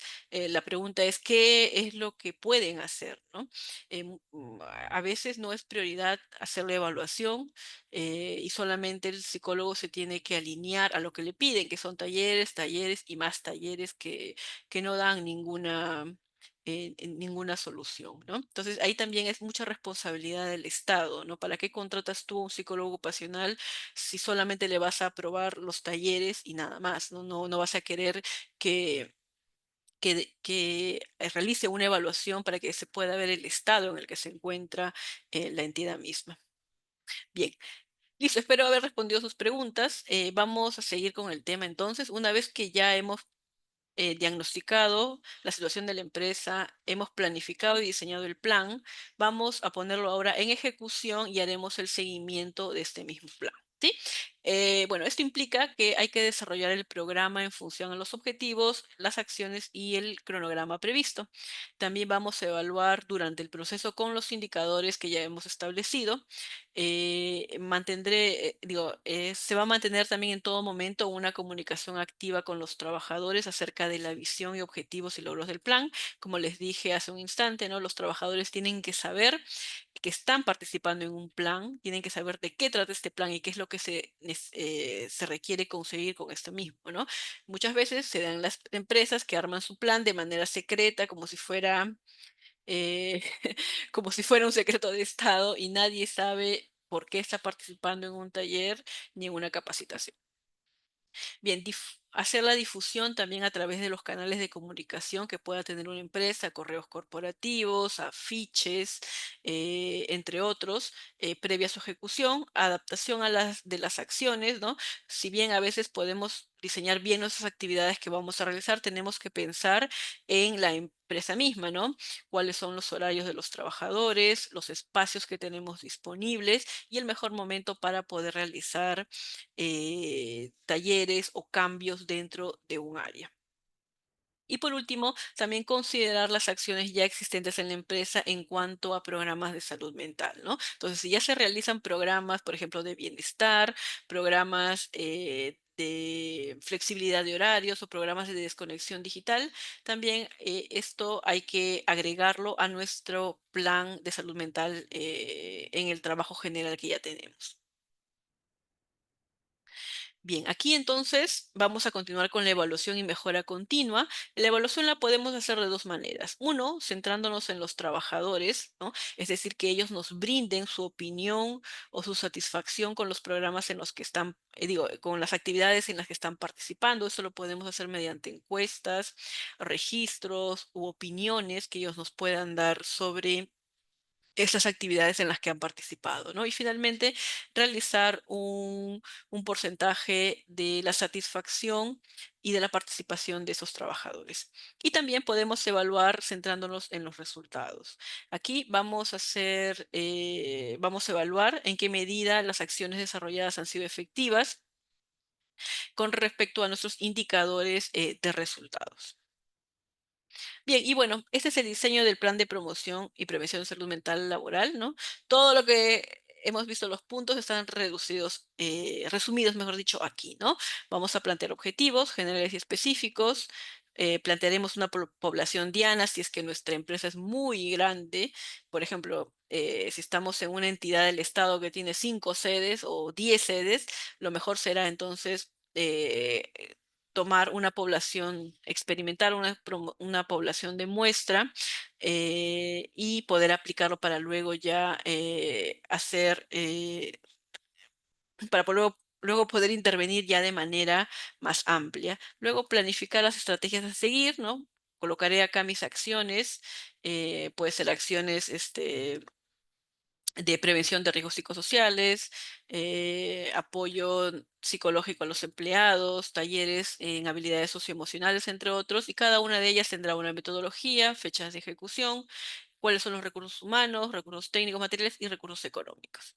Luego generaré un cronograma general del plan, ¿no? Con los plazos temporales, plazos de ejecución, plazos para evaluar el proceso y las fechas de evaluación de los resultados.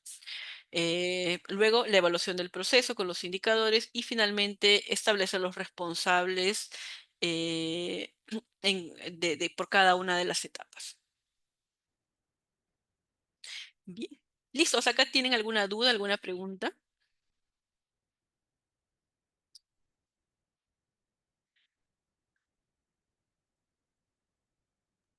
El concepto, si queremos consignar dentro del diseño de plan de promoción y prevención de salud Ujú. mental, en el título no debe ir al menos el tema de riesgos psicosociales. Sí, justamente es por eso que al principio les hice un análisis, ¿no? De cómo podemos intervenir un factor de riesgo psicosocial. Ahora mismo les voy a dar dos ejemplos más para que ustedes puedan considerarlo. Y gracias, Elizabeth, por tu pregunta. Y justamente hay algo muy, muy curioso en el tema de la intervención de riesgo psicosocial. Mucho en la empresa se suele creer que la intervención de riesgo psicosocial lo tiene que hacer un psicólogo y muchas veces no lo hace un psicólogo por algo muy específico. A ver, si tomamos este ejemplo, hemos identificado sobrecarga laboral en un área específica, ¿no? Sabemos que el 70%, 80% de los trabajadores están en un riesgo alto.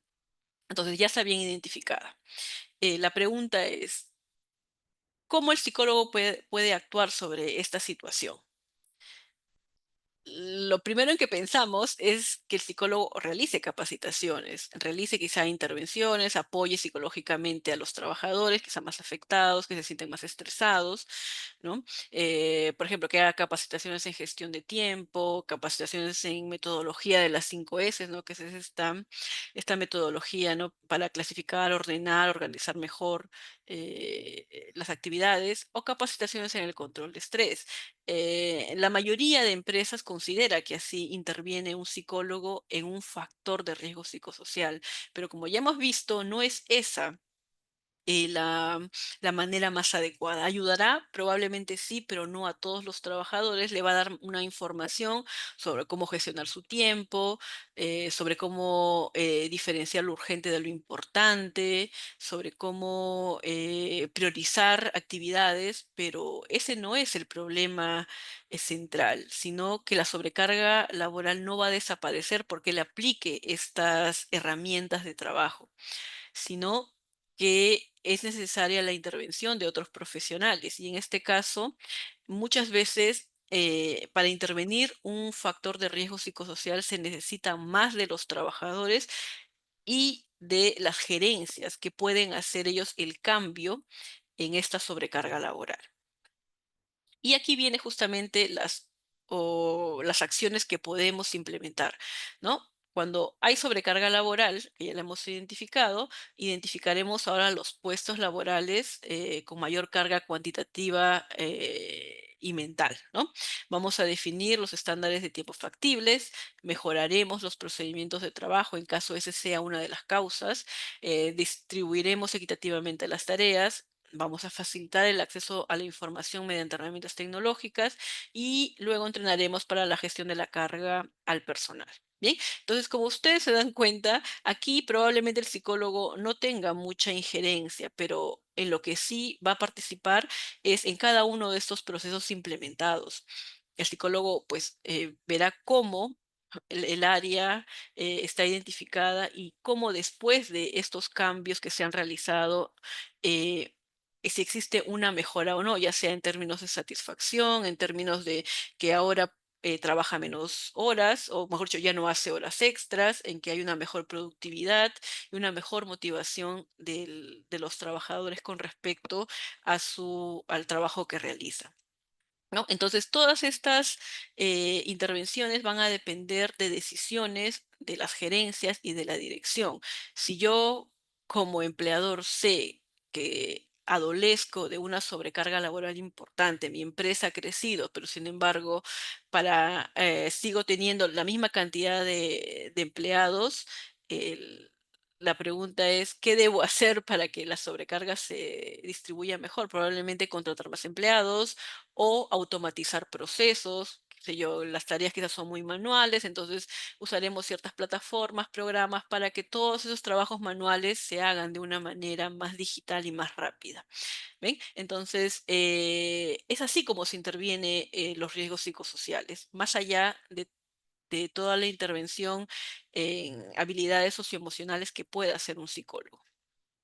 Otro ejemplo que les quiero mostrar es este, el conflicto trabajo-familia. Siempre doy el ejemplo de la sobrecarga laboral porque me parece que es la más entendible, ¿sí? Pero también tenemos este riesgo psicosocial llamado conflicto trabajo-familia o doble presencia.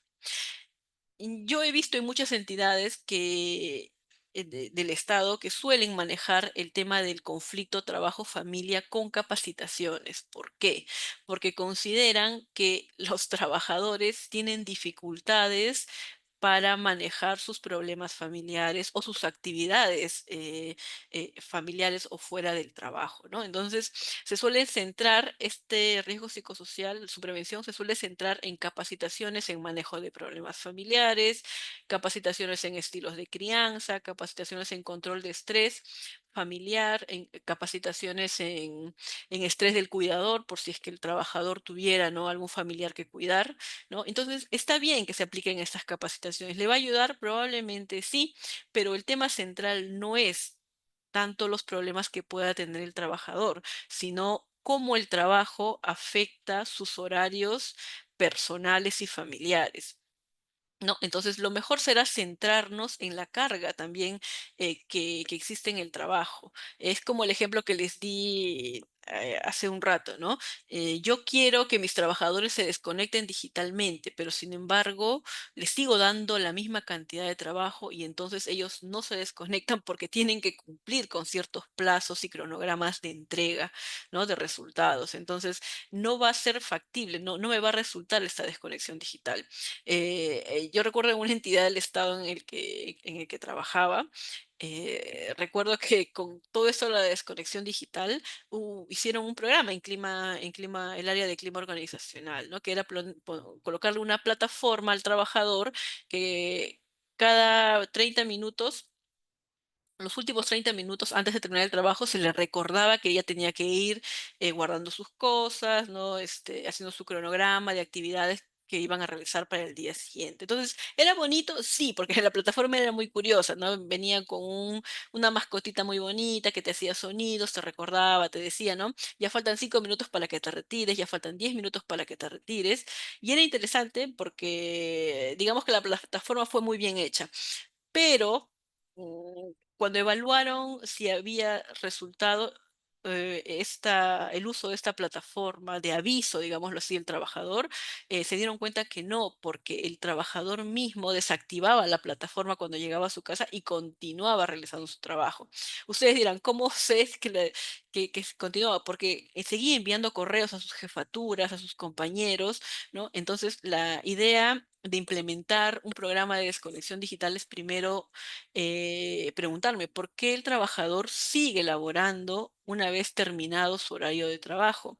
¿Será una persona que no se organiza bien, que puede ser, pues hay muchas personas que no gestionan bien su tiempo, o será que la sobrecarga de trabajo no ha sido bien gestionada y entonces ese trabajador se ve en la necesidad de continuar haciendo su trabajo o el jefe continúa solicitando pendientes por WhatsApp, ya no por el correo, sino por el WhatsApp, haciendo llamadas, que también ha sucedido, ¿no? Entonces, hay que ver bien cómo se puede prevenir o se puede estimular ciertas conductas sin dejar de lado cuál es el contexto en el que se encuentra, ¿no? Por ejemplo, aquí en el conflicto trabajo-familia, más allá de las capacitaciones que podemos ofrecer, lo más interesante será que podamos intervenir sobre los tiempos de trabajo. ¿no? Entonces, por ejemplo, adoptar prácticas de flexibilidad en distribución temporal de trabajo, ¿no? Horarios escalonados, horarios variables, flexibilidad para la elección de periodo de vacaciones, ¿no? Entonces, hay empresas privadas en las que los trabajadores, no todos ingresan a la misma hora, ¿no? Habrá trabajadores que ingresan a las 8, salen a las 5, otros que ingresan a las 11 y salen después, ¿no? Entonces, eso va a facilitar eh, que el trabajador pueda tener un mejor control de su horario y también que haya un control de la jornada laboral de los trabajadores, ¿no? Generar políticas de respeto hacia el horario de trabajo y la desconexión digital, pero considerando también que se debe mejorar la sobrecarga laboral, como les dije, ya sea implementando más personal, planificando mejor las actividades o automatizando ciertos procedimientos para que sean menos manuales, más digitales, más rápidos o mejorar las tecnologías que ya se tienen, ¿no? En aquellos trabajadores que manejan plataformas en las que tienen que llenar información y demás, si estas plataformas se saturan, se enlentecen y eso retrasa el trabajo, la tecnología va a ser más bien que haya una sobrecarga de trabajo. Entonces hay que actuar sobre eso. Mejoraré el aspecto tecnológico, sí tendré que hacer una inversión, pero esto va a mejorar también el tiempo que el trabajador va a usar para poder hacer su trabajo. Bien, ¿alguna otra pregunta, duda?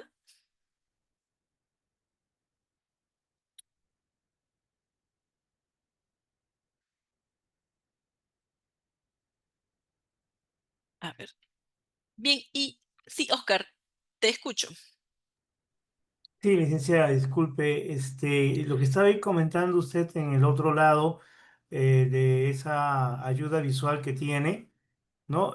Porque a veces sucede que el problema, digamos, no está en el trabajo por el estrés que uno tiene, sino a veces es por un tema que uno lleva al trabajo, las dificultades que tienen en casa, ¿no? Entonces, de todas maneras, hay un estrés, pero no es el origen el tema laboral. En ese sentido, ¿cómo es que se podría plantear, digamos, el apoyo? Porque de todas maneras el problema que tiene influye en el rendimiento e inclusive en otros casos he visto en los accidentes que Ujú. pueden surgir por el que está distraído el trabajador pensando en el problema que tiene, ¿no? Que ha ocurrido. Entonces, ¿cómo podría en ese sentido trabajarse? Disculpen. Gracias, Oscar, por tu pregunta. Sí, definitivamente el aspecto personal y familiar va a afectar el trabajo y viceversa. Los problemas que tengamos en el trabajo también va a poder desmejorar nuestros vínculos en la familia o poder tomarnos tiempos para nosotros mismos, ¿no? En estos casos es importante que dentro del área de salud ocupacional se vaya identificando a los trabajadores que presentan problemas extralaborales. Por ejemplo, trabajadores que están pasando por algún duelo, ¿no? Si es que ha fallecido un familiar directo, hijo, esposa, padres, identificar también a los trabajadores que están pasando por un proceso de separación en caso el trabajador quiera hacer reconocimiento a esto, porque también hay que respetar su intimidad. Si un trabajador no quiere hacerlo, no se le puede obligar. Trabajadores que tienen a su cargo personas, o sea, son cuidadores. Esto sí lo he visto mucho en una entidad en la que trabajé, ¿no? Incluso los mismos trabajadores se acercaban e indicaban, ¿no?, que ellos eran cuidadores, que se sentían muy estresados, ¿no? Y se les daba las facilidades hasta donde la empresa podía hacerlo, ¿no? Por ejemplo, recuerdo que había una trabajadora que era hija única y su mamá tenía un problema de deterioro cognitivo, ¿no? Tenía Alzheimer. Y la medida que se realizó fue que ella tuviera trabajo, bueno, teletrabajo permanente, ¿no? Y se le cambió de área, me acuerdo. Un área en la que era acorde a su perfil porque ella era abogada, ¿no? Y realizaba actividades concernientes a sus capacidades y a su experiencia. Pero miren, o sea, es todo el trabajo que se tiene que hacer, ¿no? Es toda una coordinación, ¿no? Entre el médico, entre el psicólogo y también sobre el área usuaria o el área técnica para poder hacer un cambio. Yo sé que no es la realidad de todos, no en todas las empresas se puede hacer, Pero es que así se trabaja en conjunto, ¿no? Recuerdo que, bueno, al final la mamá de esta trabajadora falleció porque también tenía otras enfermedades, otras como comorbilidades, y bueno, una vez que ella pasó su etapa de duelo, regresó a su área anterior y bueno, fue, digamos que fue acoplándose y después tuvo una buena adaptación a su área anterior, ¿no? Pero es necesario, por ejemplo, que el área de salud ocupacional sepa todas estas cosas, ¿no? En la medida en que el trabajador lo quiera indicar. Muchas veces los trabajadores lo indican en el examen psicológico ocupacional, ¿no? Ellos mismos te dicen, sí, mira, estoy pasando por una enfermedad crónica, tengo cáncer, tengo diabetes, tengo hipertensión o tengo problemas de tiempos porque yo soy cuidador, porque tengo que hacerme cargo de dos niños en edad escolar, estoy pasando por un proceso de separación, entre otros, ¿no? Entonces, es importante, ¿no? Que se comunique esto y que se tome en cuenta, ¿no? Que se haga un seguimiento si un trabajador está siguiendo un tratamiento médico para la hipertensión, para la diabetes, o si está pasando por ciertas situaciones difíciles, ¿no? Como duelos, separaciones, dificultades, quizá en la gestión de tiempo con sus hijos, o esas dificultades que se encuentran en la que no hay alguien más que pueda hacer cargo de sus hijos, ¿no? Entonces, justamente también para eso se puede conciliar entre el empleador y el empleado el tema del teletrabajo. ¿No? En el Estado, no sé si ustedes sabrán, en muchas entidades se brinda teletrabajo de 2 a 3 veces a la semana, ¿no? Entonces, esto se suele priorizar primero en aquellas personas, aquellos trabajadores que son mujeres, ¿no? Que dan de lactar, ¿no? Están en este periodo de lactancia, trabajadoras que tienen hijos pequeños, menores de 10 años o que todavía están en edad escolar, trabajadores que tienen o que siguen tratamiento por cáncer, o tienen quizá alguna enfermedad crónica que no está controlada como diabetes o hipertensión. Entonces, yo sí he podido ver digamos, esas intervenciones que se hacen a los trabajadores y como les vuelvo a repetir, no es la realidad en todas las empresas, pero lo ideal es que se pueda detectar al menos esta parte más personal del trabajador, que como dice Oscar, sí influye en tu trabajo. No es mentira eso de que yo llego a mi trabajo y me olvido de todos mis problemas, ¿no? Eso es una total falacia, ¿no? Eso no se hace, ¿no?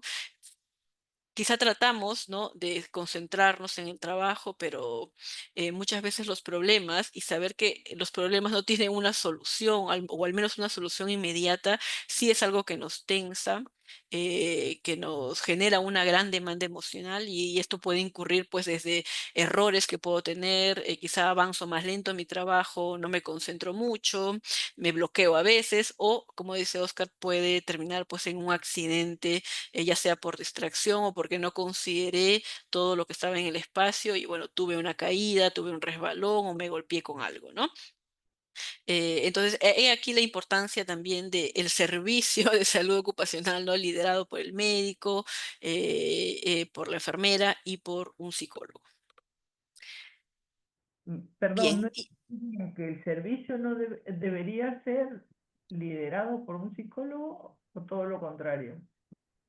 no, me refería al servicio de salud ocupacional. O sea, en general el servicio de salud ocupacional está liderado por un médico, ¿no? Claro. En el que también participan la enfermera como apoyo y también el psicólogo ocupacional. Correcto. Sobre el tema de teletrabajo, debería haber un acompañamiento del grupo ocupacional o del área o la oficina que ve el tema laboral, de salud ocupacional, perdón. ¿En qué sentido? Por ejemplo, una persona es designada para que realice teletrabajo. eh, ¿En Puede qué ser sentido? acompañamiento de repente virtual, que se preocupen cómo está la persona, o sería una intromisión a su situación laboral y de salud, ¿no?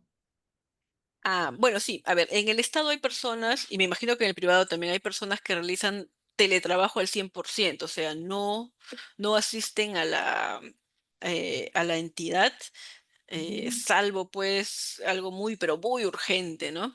Y sí, sí, se tiene que hacer el acompañamiento a las personas que realizan teletrabajo, porque estas personas también van a hacer su examen médico ocupacional, también tienen una lista de riesgos a los que ellos se exponen justamente por hacer teletrabajo, ¿no? Entonces, sí, ellos están considerados dentro de la evaluación del médico y del psicólogo ocupacional.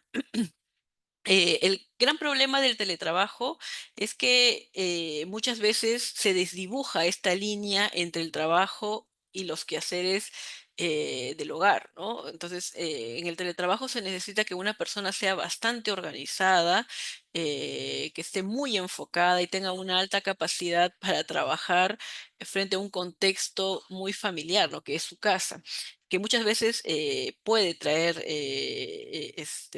puede no ser tan beneficioso para ciertas personas, ¿no? Es por eso que no se asigna el teletrabajo en todos los casos, salvo que en la entidad no haya suficiente espacio, que he visto casos, ¿no? Que porque, bueno, ya no hay más personas, digo, por el tema de la pandemia se contrató a más personas, pero una vez que regresamos al trabajo convencional, ya no había dónde colocar a tantas personas, entonces se sugirió que hicieran teletrabajo al 100%, ¿no?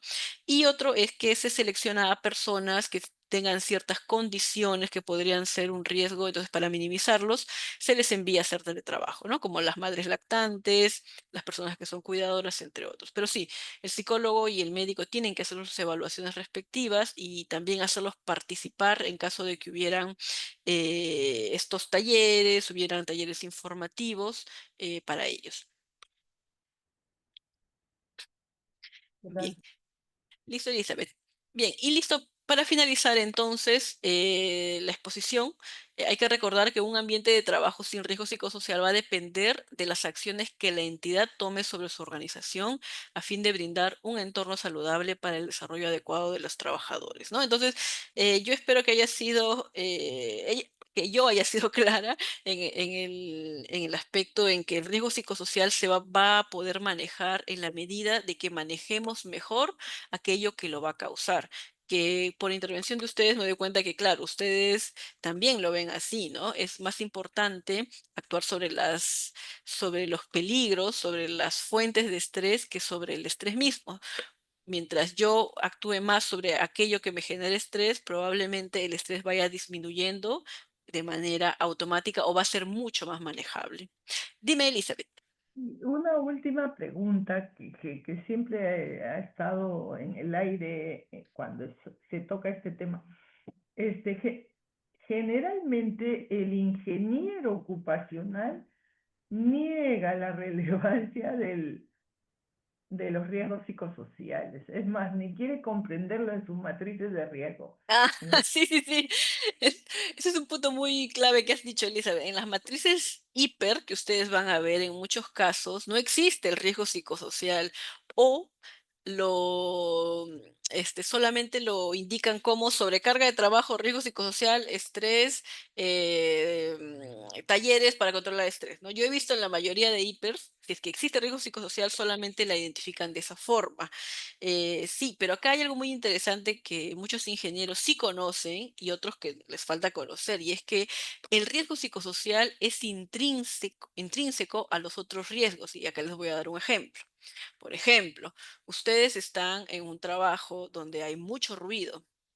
La pregunta es, aparte de que el ruido es incómodo, provoca estrés, ¿cierto? No nos podemos concentrar cuando trabajamos con mucho ruido. Estamos en un espacio donde hay una iluminación deficiente, tampoco nos vamos a concentrar ni atender y eso genera estrés. O trabajar con productos que son altamente tóxicos, y yo lo sé, y a pesar de tomar mis medidas de seguridad, usar mis EPPs, tratar de seguir los protocolos, también hay una cuota de estrés. Entonces, el riesgo psicosocial está presente en todos los otros riesgos laborales. Si yo trabajo con una silla incómoda, con una mesa pequeña, con un espacio desordenado en el que casi no me puedo mover, eso también me provoca estrés. Entonces, todos los riesgos laborales, siempre va a haber una presencia de riesgo psicosocial. Y el riesgo psicosocial eh, más conocido es el estrés, y el estrés está en casi todos. Lo que va a diferenciar es cómo vamos a gestionar el estrés y cómo vamos a reducir el peligro para también poder mejorar la condición de trabajo. Sí, dime, Oscar.